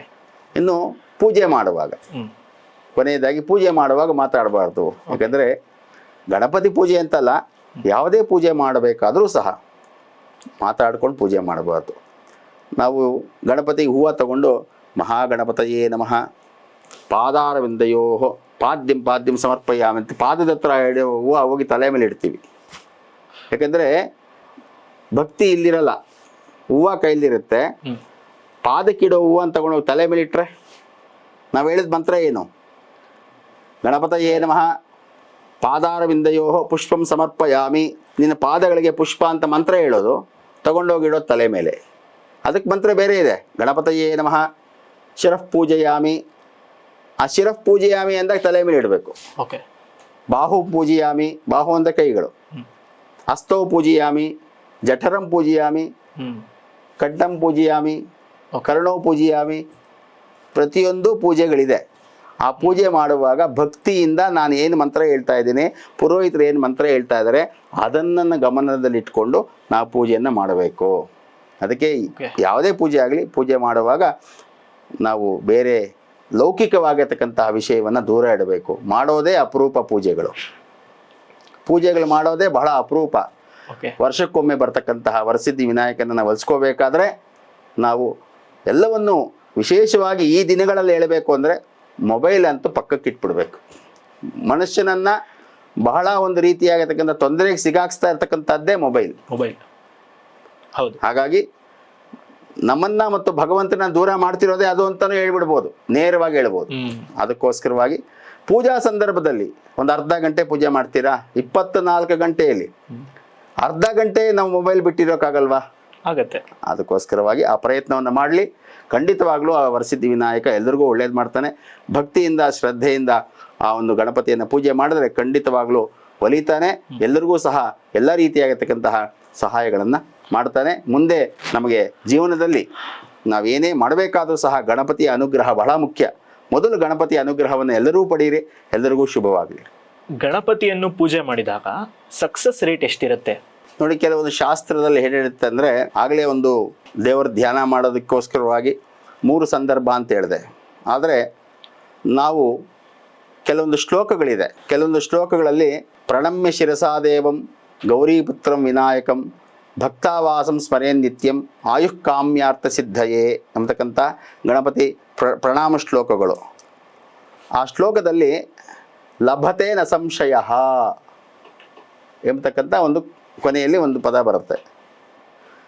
ಲಭತೆ ನ ಸಂಶಯ, ಸಂಶಯ ಇಲ್ಲದೇನೆ ಎಲ್ಲವೂ ಸಹ ಕೊಡ್ತಾನೆ ಅಂತ ಅರ್ಥ. ಎಲ್ಲವೂ ಸಿಗುತ್ತೆ ಅಂತ ಅರ್ಥ. ಅದು ಸಿಗಬೇಕಾದ್ರೆ ನಾವು ಮೊದಲಿನಿಂದ ಕರೆಕ್ಟಾಗಿ ನಾವು ಪಾಲನೆ ಮಾಡ್ತಾ ಬರಬೇಕು. ಈಗ ಒಂದು ಸಣ್ಣ ಉದಾಹರಣೆ. ತಂದೆ ಹತ್ರ ಒಬ್ಬ ಮಗ ಏನಾದರೂ ಒಂದು ಕೇಳಬೇಕು ಅಂದರೆ ಅದನ್ನು ತಾಯಿಗೆ ಹೇಳ್ತಾನೆ. ಏನಕ್ಕೆ ತಾಯಿಗೆ ಹೇಳ್ತಾನೆ? ನೇರವಾಗಿ ತಂದೆ ಅಂತ ಕೇಳಿದ್ರೆ ಕೊಡೋದಿಲ್ಲ. ತಾಯಿಗೆ ಹೇಳಿದ್ರೆ ಬೇಗ ಕೊಡ್ತಾರೆ ತಂದೆ. ಕಾರಣ ಏನಪ್ಪ ಅಂದರೆ ತಂದೆಗೆ ತಾಯಿ ಮಾತು ಮೇಲೆ ಅಷ್ಟು ನಂಬಿಕೆ, ಮಗನ ಮೇಲೆ ನಂಬಿಕೆ ಇಲ್ಲ. ಕೊಟ್ಟರೆ ಏನು ಮಾಡ್ತಾನೋ ಅನ್ನೋ ಒಂದು ಸಂಶಯ. ಹಾಗಾಗಿ ಆ ಒಂದು ತಾಯಿ ಮುಖಾಂತರ ನಾವು ಪಡ್ಕೊಳ್ತೀವಿ ನಾವು. ಹೌದು. ಅದೇ ರೀತಿ ನಾವೇನೇ ಪಡ್ಕೋಬೇಕಾದ್ರೂ ಮೊದಲು ಗಣಪತಿಗೆ ಒಪ್ಪಿಸ್ಬಿಡ್ಬೇಕು. ತಾಯಿ ಸ್ಥಾನ ಅಂತ್ಕೊಳ್ಳಿ. ಮೊದಲು ಎಲ್ಲ ದೇವತೆಗಳಿಗೂ ಪ್ರಥಮ ಪೂಜಕ ಗಣಪತಿ. ಆ ಪ್ರಥಮ ಪೂಜಕನಿಗೆ ನಾವು ಎಲ್ಲ ಸಮರ್ಪಣೆ ಮಾಡಿಬಿಟ್ಟು ನಮ್ಮ ಭಕ್ತಿಯನ್ನು ಸಮರ್ಪಣೆ ಮಾಡಿ ಅವನಿಗೇನು ಬೇಕೋ ಎಲ್ಲ ನೈವೇದ್ಯವನ್ನು ಕೊಟ್ಟು ಸದಾಕಾಲ ಹೆಚ್ಚಿನ ರೀತಿಯಲ್ಲಿ ಗಣಪತಿಯನ್ನೇ ಧ್ಯಾನ ಮಾಡ್ತಾ ಬಂದರೆ ಖಂಡಿತವಾಗ್ಲೂ ಅವನು ಮುಂದೆ ಇರ್ತಾನೆ. ಅವನು ಮುಂದೆ ಇದ್ದಂದ್ರೆ ನಮಗೇನು ಭಯವೇ ಇಲ್ಲ. ನ ಸಂಶಯ. ಹಾಗಾಗಿ ಆ ಒಂದು ಗಣಪತಿಯ ಆರಾಧನೆಯಿಂದ ಎಷ್ಟೋ ಜನ ಸಿದ್ಧಿಯನ್ನು ಮಾಡ್ಕೊಂಡಿರ್ತಾರೆ. ಇನ್ನು ಸಾಧಕರಿದ್ದಾರೆ. ಗಣಪತಿ ಸಾಧಕ ಸಾಧನಂ, ಗಣಪತಿಗೆ ಸಾಧನ. ಗಣಪತಿಯನ್ನು ಸಾಧನೆ ಮಾಡ್ಕೊಂಡು ಬಿಟ್ರೆ ಅಂತೂ ಇನ್ನೇನು ಅವ್ರಿಗೆ ತಿರುಗೇ ಇಲ್ಲ. ಯಾವ ವಿಷಯದಲ್ಲೂ ಸಹ ಅವನನ್ನು ಯಾರು ಸೋಲಿಸ್ಲಿಕ್ಕೂ ಆಗೋದಿಲ್ಲ. ಅಷ್ಟೊಂದು ಪ್ರಭಾವ ಗಣಪತಿಯಲ್ಲಿದೆ. ಹಾಗಾಗಿ ಅಂಥ ವಿಶೇಷವಾಗಿರ್ತಕ್ಕಂತಹ ಗಣಪತಿಯ ಆರಾಧನೆ ಮಾಡೋದ್ರಿಂದ ಇಹ ಜನ್ಮದಲ್ಲಲ್ಲ, ಪರಜನ್ಮದಲ್ಲೂ ಸಹ ನಮಗೆ ಭಗವಂತ ಮೋಕ್ಷ ಸದ್ಗತಿಯನ್ನು ಸಹ ಕೊಡ್ತಾನೆ. ಮನುಷ್ಯನಿಗೆ ಬಹಳ ಬೇಕಾಗಿರೋದು ಧರ್ಮ, ಅರ್ಥ, ಕಾಮ, ಮೋಕ್ಷ. ಇದು ಬಹಳ ಮುಖ್ಯ. ಯಾಕಂದರೆ ಧರ್ಮ ಅಂದರೆ ಏನು? ನಾವು ಧರ್ಮವಾಗಿರಬೇಕು, ಧರ್ಮಾಚರಣೆಯನ್ನು ಮಾಡಬೇಕು, ಮತ್ತೊಬ್ಬರಿಗೆ ತೊಂದರೆ ಕೊಡದೇ ಇರೋದೇ ಧರ್ಮ ಅಷ್ಟೇನೆ. ಧರ್ಮದ ವಿಶೇಷತೆ ಏನಿಲ್ಲ. ಬೇರೆಯವರಿಗೆ ತೊಂದರೆ ಕೊಡಬಾರ್ದು, ಅದೇ ಧರ್ಮ. ಬೇರೆಯವ್ರಿಗೆ ತೊಂದರೆ ಕೊಟ್ಟ ಅಂದ್ರೆ ಅಧರ್ಮ. ಅದು ಧರ್ಮವನ್ನ ಕಾಪಾಡಣೆ ಮಾಡಬೇಕು. ಬೇರೆ ಇನ್ಯಾರಾದ್ರೂ ತೊಂದರೆ ಕೊಡ್ತಾ ಇದ್ರೆ ಅದರಿಂದ ರಕ್ಷಣೆ ಮಾಡಬೇಕು, ಧರ್ಮವನ್ನ ಕಾಪಾಡಬೇಕು. ಅದು ಒಂದು ಕರ್ತವ್ಯ. ಅರ್ಥ, ಈ ಧರ್ಮದಿಂದ ಇದ್ದುಕೊಂಡು ಅರ್ಥವನ್ನ ಸಂಪಾದನೆ ಮಾಡ್ಕೋಬೇಕು. ಅರ್ಥ ಅಂದ್ರೆ ದುಡ್ಡು, ಧನವನ್ನ ಸಂಪಾದನೆ ಮಾಡ್ಕೋಬೇಕು. ಧರ್ಮದಿಂದ ಇದ್ದೇವೆ, ದುಡ್ಡು ಸಂಪಾದನೆ ಮಾಡ್ತಾ ಇದ್ದೇವೆ. ಇನ್ನು ಆ ಬಂದಿರತಕ್ಕಂತಹ ದುಡ್ಡಿನಿಂದ ಕಾಮನೆಗಳು ಅಂದ್ರೆ ಆಸೆಗಳು, ಇಷ್ಟಾರ್ಥಗಳು ಇವೆಲ್ಲ ನೆರವೇರಿಸ್ಕೋಬೇಕು. ಇನ್ನು ಕೊನೆಯದಾಗಿ ಇದೆಲ್ಲ ಆದಮೇಲೆ ಮೋಕ್ಷದ ಮಾರ್ಗವನ್ನು ಇಟ್ಕೋಬೇಕು. ನಾವು ಮೋಕ್ಷಕ್ಕೆ ನಮ್ಗೇನು ಬೇಕೋ ಅದು ಸಾಧನೆಯನ್ನು ಮಾಡಬೇಕು. ಇದೆಲ್ಲ ಇನ್ನೂ ಸಾಧನೆ ಬಗ್ಗೆ ಬಹಳ ವಿಶೇಷವಾಗಿ ಮುಂದಿನ ದಿನಗಳಲ್ಲಿ ನಾನು ತಿಳಿಸ್ಕೊಡ್ತೇನೆ. ನಾನು ಒಟ್ಟಾರೆ ನಮ್ಮ ಒಂದು ಗಣಪತಿಯ ಅನುಗ್ರಹ ಸದಾಕಾಲ ಸರ್ವರಿಗೂ ಇರಲಿ ಅಂತೇಳಿ ಈ ಸಂದರ್ಭದಲ್ಲಿ ಹೇಳ್ತೇನೆ. ಇವತ್ತಿನ ಕಾಲಮಾನದಲ್ಲಿ ದೇವಸ್ಥಾನಕ್ಕೆ ಹೋಗಿ ದೇವ್ರ ದರ್ಶನ ಮಾಡೋದು ಒಂದು ಪೋರ್ಷನ್ ಆಯಿತು ಅಂತ ಅಂದರೆ, ದರ್ಶನದ ರೂಪದಲ್ಲಿ ದೇವಸ್ಥಾನಕ್ಕೆ ಹೋಗಿ ಫೋಟೋಸ್ ತೆಗೆಯೋದು, ಸ್ಟೇಟಸ್ಗೆ ಅಪ್ಲೋಡ್ ಮಾಡೋದು, ಇನ್ಸ್ಟಾಗ್ರಾಮಲ್ಲಿ ರೀಲ್ಸ್ ಮಾಡಿ ಅಪ್ಲೋಡ್ ಮಾಡಿ 4 ಜನ ಅದನ್ನು ಲೈಕ್ ಮಾಡಿದ್ರೆ ಅವರಿಗೆ ಅದರಿಂದ ಸಂತೋಷವನ್ನು ಪಡೆದುಕೊಳ್ತಿದ್ದಾರೆ. ಇದ್ರ ಬಗ್ಗೆ ನಿಮ್ಮ ಒಂದು ಅಭಿಪ್ರಾಯ ಏನು? ನೋಡಿ, ನಾವು ದೇವಸ್ಥಾನಕ್ಕೆ ಹೋಗುವಂತಹ ಉದ್ದೇಶ ಏನು ಅಂದರೆ, ಅನ್ಯಕ್ಷೇತ್ರೇ ಕೃತಂ ಪಾಪಂ ಪುಣ್ಯಕ್ಷೇತ್ರೇ ವಿನಶ್ಯತೆ, ಪುಣ್ಯಕ್ಷೇತ್ರೇ ಕೃತಂ ಪಾಪಂ ವಜ್ರಲೇಪೋ ಭವಿಷ್ಯತಿ ಅಂತ ಹೇಳುತ್ತೆ. ನಾವೆಲ್ಲೋ ಏನೋ ಪಾಪ ಮಾಡಿರ್ತೀವಿ, ಆ ಪಾಪ ತೊಳ್ಕೊಳ್ಳೋದಕ್ಕೋಸ್ಕರವಾಗಿ ದೇವಸ್ಥಾನಕ್ಕೆ ಹೋಗ್ತೇವೆ ನಾವು. ಅದು ಪುಣ್ಯಕ್ಷೇತ್ರ. ಅದು ಹೊರಗಡೆ ದೇವಸ್ಥಾನ ಬಿಟ್ಟು ಈಚೆ ಬಂದರೆ ಅದು ಪಾಪ ಕ್ಷೇತ್ರ. ಇಲ್ಲಿ ಕರ್ಮ ಮಾಡಿರ್ತೀವಿ, ನಮ್ಗೆ ಗೊತ್ತಿಲ್ಲದೋ ಬೇಕಾದಷ್ಟು ತಪ್ಪು ಮಾಡಿರ್ತೀವಿ.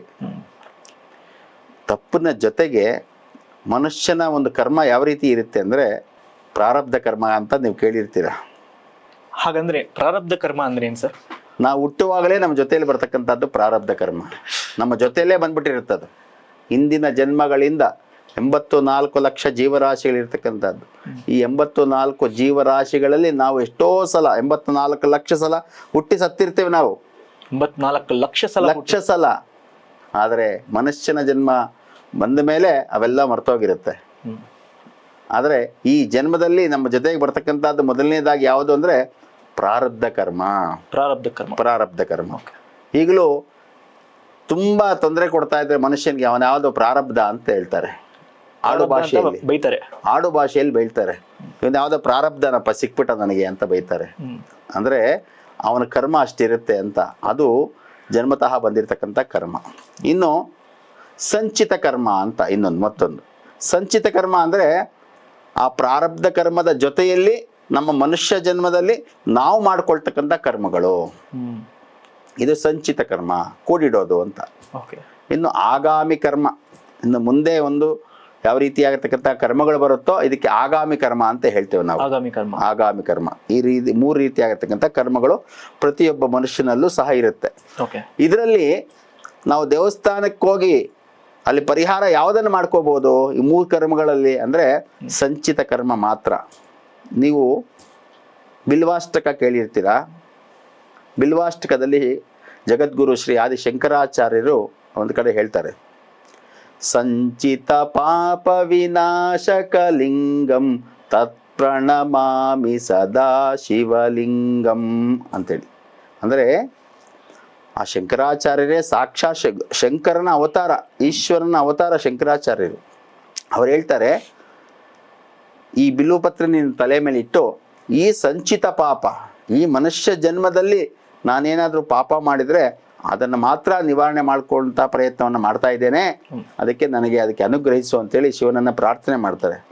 ಹಾಗಾಗಿ ಮನುಷ್ಯ ಏನಾದರೂ ತೊಳ್ಕೋಬೋದಾ, ಪಾಪಗಳನ್ನ ಕಳ್ಕೋಬೋದಾ ಅಂದ್ರೆ ಕೇವಲ ಸಂಚಿತ ಪಾಪ ಮಾತ್ರ. ಪ್ರಾರಬ್ಧ ಹಂಗೆ ಇರುತ್ತೆ, ಬರೋದು ಮುಂದೆ ಯಾವ ರೀತಿ ಬರುತ್ತೋ ಆಗಾಮಿ ಕರ್ಮವೂ ಸಹ ತೊಳ್ಕೊಳಕ್ಕಾಗಲ್ಲ. ಹಾಗಾಗಿ ಈ ಜನ್ಮದಲ್ಲಿ ಮಾಡಿರ್ತಕ್ಕಂತಹ ಸಂಚಿತ ಪಾಪವನ್ನು ತೊಳ್ಕೊಳ್ಳೋದಕ್ಕೋಸ್ಕರ ದೇವಸ್ಥಾನಕ್ಕೆ ಹೋಗ್ತೇವೆ. ದೇವಸ್ಥಾನಕ್ಕೆ ಹೋಗಿ ನಮಗೆ ದೇವ್ರ ಮುಂದೆ ನಿಂತ್ಕೊಳ್ಳೋಕೆ ಕೂಡ ಸಮಯ ಆಗ್ತಾ ಇಲ್ಲ. ಹೋಗೋದೇ ದೇವಸ್ಥಾನಕ್ಕೆ, ಅದಕ್ಕೋಸ್ಕರವಾಗಿ ತುಂಬ ದೂರ ದೂರ ಹೋಗಿರ್ತಾರೆ, ಅನ್ಯಕ್ಷೇತ್ರಗಳೆಲ್ಲ ಹೋಗಿರ್ತಾರೆ. ಆದರೆ ಅಲ್ಲಿ ನಾವು ಹೋದಾಗ ರಶ್ ಜಾಸ್ತಿ ಇರುತ್ತೆ. ರಶ್ಶು ಇರಲಿ, ರಶ್ ಇದ್ರೂ ಭಗವಂತನೆಲ್ಲ ಕಣ್ಣಲ್ಲಿ ತುಂಬಿಸ್ಕೋಬೇಕು, ಮನಸ್ಸಲ್ಲಿ ತುಂಬಿಸ್ಕೋಬೇಕು. ನೀವು ಒಂದು ಗಳಿಗೆ, ಒಂದು ಸೆಕೆಂಡ್ ಅಥವಾ ಒಂದು 5 ಸೆಕೆಂಡ್ ನೋಡೋಕೆ ದೇವ್ರನ್ನ ಬಿಡ್ತಾ ಇದ್ರೆ ಅಲ್ಲೇ ನೋಡ್ತಿರ್ಬೇಕು, ದೇವರನ್ನೇ ನೋಡಬೇಕು, ಬೇರೆ ಎಲ್ಲೂ ನೋಡಬಾರ್ದು. ದೇವರು ನಮ್ಮ ಕಣ್ಣು ಮುಂದೆ ಎಲ್ಲಿ ಕಾಣಿಸ್ತಾನೆ ಅಲ್ಲಿಂದ ಪ್ರಾರಂಭ ಮಾಡ್ಬೇಕು ದೇವರನ್ನು ನೋಡಲಿಕ್ಕೆ. ಅವನನ್ನು ಆನಂದದಿಂದ ಕಣ್ಣು ತುಂಬ ತುಂಬಿಸ್ಕೋಬೇಕು, ಮನಸ್ಸು ತುಂಬ ತುಂಬಿಸ್ಕೊಂಡ್ಬಿಡ್ಬೇಕು. ಯಾಕಂದರೆ ಇಷ್ಟು ದೂರ, ಈಗ ತಿರುಪತಿಗೆ ಸಣ್ಣ ಉದಾಹರಣೆ ಕೊಡ್ತೇನೆ. ತಿರುಪತಿಗೆ ಹೋಗ್ತೇವೆ ನಾವು, ಆ ಕ್ಯೂ ಕಾಂಪ್ಲೆಕ್ಸಲ್ಲೆಲ್ಲ ನಿಂತ್ಕೊಂಡು ಗಂಟೆಗಟ್ಟಲೆ 3 ಗಂಟೆ 4 ಗಂಟೆ 5 ಗಂಟೆ ವೆಯ್ಟ್ ಮಾಡಿ ಒಳಗಡೆ ಹೋಗ್ತೀವಿ. ದೇವ್ರ ಮುಂದೆ ಎಷ್ಟು ಸೆಕೆಂಡ್ ಇರ್ತೇವೆ ನಾವು? 1 ರಿಂದ 2 ಸೆಕೆಂಡ್ ಅಷ್ಟೇ ಅಲ್ವಾ?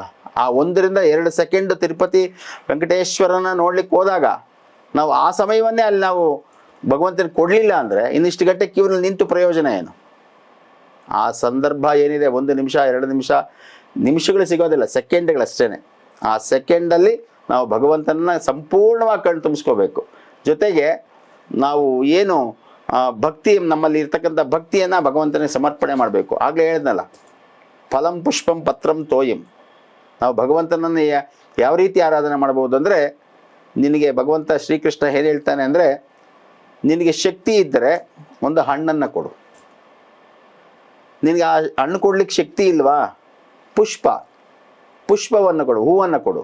ಅದು ನಿನಗೆ ಶಕ್ತಿ ಇಲ್ವಾ? ಪತ್ರೆ, ಅದನ್ನು ಫ್ರೀಯಾಗಿ ಸಿಗುತ್ತೆ. ಗರಿಕೆ, ದವನ, ಮರಗ, ಬಿಲ್ಲು ಪತ್ರೆ, ತುಳಸಿ, ಇದಕ್ಕೆಲ್ಲ ಯಾರು ದುಡ್ಡು ಕೊಡೋ ಅವಶ್ಯಕತೆ ಇಲ್ಲ. ಎಲ್ಲೋ ಒಂದು ಕಡೆ ಬೆಳೆದಿರುತ್ತೆ, ಅದನ್ನಾದರೂ ತಗೊಂಡು ಬಂದಿಡು. ಅದು ನೀನು ಕೊಡ್ಲಿಕ್ಕಾಗ್ಲಿಲ್ವಾ? ಶಕ್ತಿ ಇಲ್ವಾ? ನೀನು ನೀರು ಕುಡಿತೀಯಲ್ವಾ? ಕುಡಿಯೋವಾಗ ಶ್ರೀಕೃಷ್ಣ ಪರಮಾತ್ಮ ಅಂತೇಳಿ ಕುಡಿ. ಆ ನೀರನ್ನಾದ್ರೂ ನನಗೆ ಕೊಡು. ನಾನು ನೀರು ಕುಡಿತೀವ ಇಲ್ವಾ? ಅದನ್ನೇ ನೀನು ನನಗೆ ತೋರಿಸ್ಬಿಟ್ಟು ನೀನು ಕುಡಿ ಅಷ್ಟೇ. ನನಗೆ ಕುಡಿಯಲ್ಲ, ಅದು ನಿನಗೇನೆ, ಆದರೆ ತೋರಿಸೋದು ಮಾತ್ರ ನನಗೆ. ಇಷ್ಟಾದರೂ ಭಕ್ತಿಯಿಂದ ಮಾಡು, ಖಂಡಿತವಾಗ್ಲೂ ನಿನ್ಗೆ ನಾನು ಒಳ್ಳೇದು ಮಾಡ್ತೀನಿ ಅಂತೇಳಿ ಮಹಾಭಾರತದಲ್ಲಿ ಸ್ಪಷ್ಟವಾಗಿ ಹೇಳಿದ್ದಾನೆ. ಹಾಗಾಗಿ ನಾವು ದೇವಸ್ಥಾನಗಳಿಗೆ ಹೋದಾಗ ದೇವರ ಧ್ಯಾನದ ಜೊತೆಯಲ್ಲಿ ನಾವು ನಮ್ಮ ಭಕ್ತಿಯನ್ನು ಸಹ ಹೆಚ್ಚಿಸ್ಕೋಬೇಕು. ಸಾಮಾನ್ಯವಾಗಿ ಕೋರಿಕೆಗಳು, ಕಾಮನೆಗಳು ಅಂತ ಹೇಳ್ತೀವಿ. ದೇವಸ್ಥಾನಕ್ಕೆ ಹೋದಾಗ ಏನು ಬೇಡ್ಕೋಬೇಕು? ಜನ ಏನು ಬೇಡ್ಕೋಬೇಕು? ಪ್ರಾರ್ಥನೆ ಏನು ಅಂದರೆ ಏನೂ ಬೇಡ್ಕೋಬಾರ್ದು. ದೇವಸ್ಥಾನಕ್ಕೆ ಹೋದಾಗ ಏನು ಬೇಡ್ಕೋಬಾರ್ದು ದೇವರನ್ನ ಒಂದೇ ಒಂದು ಬೇಡ್ಕೋಬೇಕು. ಮತ್ತೆ ನಾನು ನಿನ್ನ ಬಂದು ನೋಡೋ ಭಾಗ್ಯ ಕೊಡು ಅಂತ ಕೇಳ್ಕೋಬೇಕಷ್ಟೇ. ಪುನರ್ದರ್ಶನಂ ಪ್ರಾಪ್ತಿರಸ್ತು ಅಷ್ಟೇ. ಮತ್ತೆ ನಾನು ನಿನ್ನ ಬಂದು ನೋಡಬೇಕು ಅಂದರೆ, ನಿನ್ನ ಬಂದು ನೋಡಬೇಕು ಅಂದರೆ ನನಗೆ ಉತ್ತಮ ಆರೋಗ್ಯ ಕೊಡಬೇಕು, ಅದಕ್ಕೆ ಬೇಕಾಗಿರ್ತಕ್ಕಂಥ ಹಣಕಾಸಿನ ವ್ಯವಸ್ಥೆ ಕೊಡಬೇಕು. ಅದೆಲ್ಲ ಅವ್ರ ಜವಾಬ್ದಾರಿ ತಾನೆ. ಹೌದು, ಅದನ್ನು ಅವ್ರು ನೋಡ್ಕೊಳ್ತಾರೆ.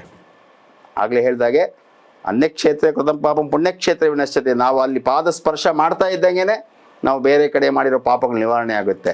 ಅದೇ ನಾವು ಅಲ್ಲೋಗಿ ಸೆಲ್ಫಿ ತಗೊಳ್ಳೋದು, ಫೋಟೋ ತಗೊಳ್ಳೋದು, ಇದೆಲ್ಲ ಮಾಡೋದ್ರಿಂದ ಏನಾಗುತ್ತೆ ಅಂದರೆ ಅಲ್ಲಿ ಏನೋ ಒಂದು ತಪ್ಪು ಮಾಡ್ದಂಗೆ ಆಗುತ್ತೆ ನಮ್ಮ ಕಡೆಯಿಂದ. ಅದಕ್ಕೆ ನಾವು ಗುರಿ ಆಗಬಾರ್ದು, ಆ ತಪ್ಪುಗಳನ್ನು ಮಾಡಬಾರ್ದು. ಅದನ್ನು ಆದಷ್ಟು ಜನ ಅವಾಯ್ಡ್ ಮಾಡಿದ್ರೆ ಅಷ್ಟೇ ಸಂತೋಷ. ಭಗವಂತನ ಫೋಟೋ ಹಾಕ್ಕೊಳ್ಳಿ, ತೊಂದರೆ ಇಲ್ಲ. ಹಂಗಂತ ಹೇಳ್ಬಿಟ್ಟು ಎಲ್ಲೋ ಭಗವಂತ ಅಲ್ಲಿದ್ದರೆ ಇಲ್ಲಿಂದ ಫೋಟೋ ತಗೊಳ್ಳೋದು, ಹಾಕೋದು, ಅವೆಲ್ಲ ಮಾಡೋದ್ರಿಂದ ತಪ್ಪು ಮಾಡಿದವ್ರೆ ಆಗ್ತೀವಿ ನಾವು. ಅದಕ್ಕೆ ಅವಕಾಶ ಕೊಡಬಾರ್ದು. ಅಲ್ಲಿ ಪಾಪ ಮಾಡಿರ್ತಕ್ಕಂಥದ್ದನ್ನ ಅಲ್ಲಿ ಕಳ್ಕೊಂಬರೋಂಥ ಪ್ರಯತ್ನವನ್ನ ಮಾಡಲಿ ಅಂತೇಳಿ ಈ ಮೂಲಕ ನಾನು ತಿಳಿಸ್ತೇನೆ. ವರಮಹಾಲಕ್ಷ್ಮಿ ಹಬ್ಬದ ವ್ರತ ಹೇಗೆ ಮಾಡಬೇಕು? ನೋಡಿ, ವರಮಹಾಲಕ್ಷ್ಮಿ ವ್ರತ ಇದು ನಿತ್ಯ ವ್ರತ ಅಂತ ಹೇಳಿದೆ ನಾನು ಆಗಲೇ ಹೇಳಿದ್ದೇನೆ ಮುಂದೆ ಒಂದು ಸಂಚಿಕೆಯಲ್ಲಿ. ನಿತ್ಯ ವ್ರತ ಇದು ಪ್ರತಿ ವರ್ಷವೂ ಮಾಡ್ತಕ್ಕಂಥ, ವರ್ಷೇ ಕರ್ತವ್ಯ ಅಂತೇಳಿ ಹೇಳ್ತೇವೆ ನಾವು. ವರಮಹಾಲಕ್ಷ್ಮಿ ಭೂಮಿಗೆ ಬಂದ ದಿನ ಅಂತಲೂ ಅದು. ಲಕ್ಷ್ಮಿ ಭೂಮಿಗೆ ಬಂದ ದಿನ ಅದು.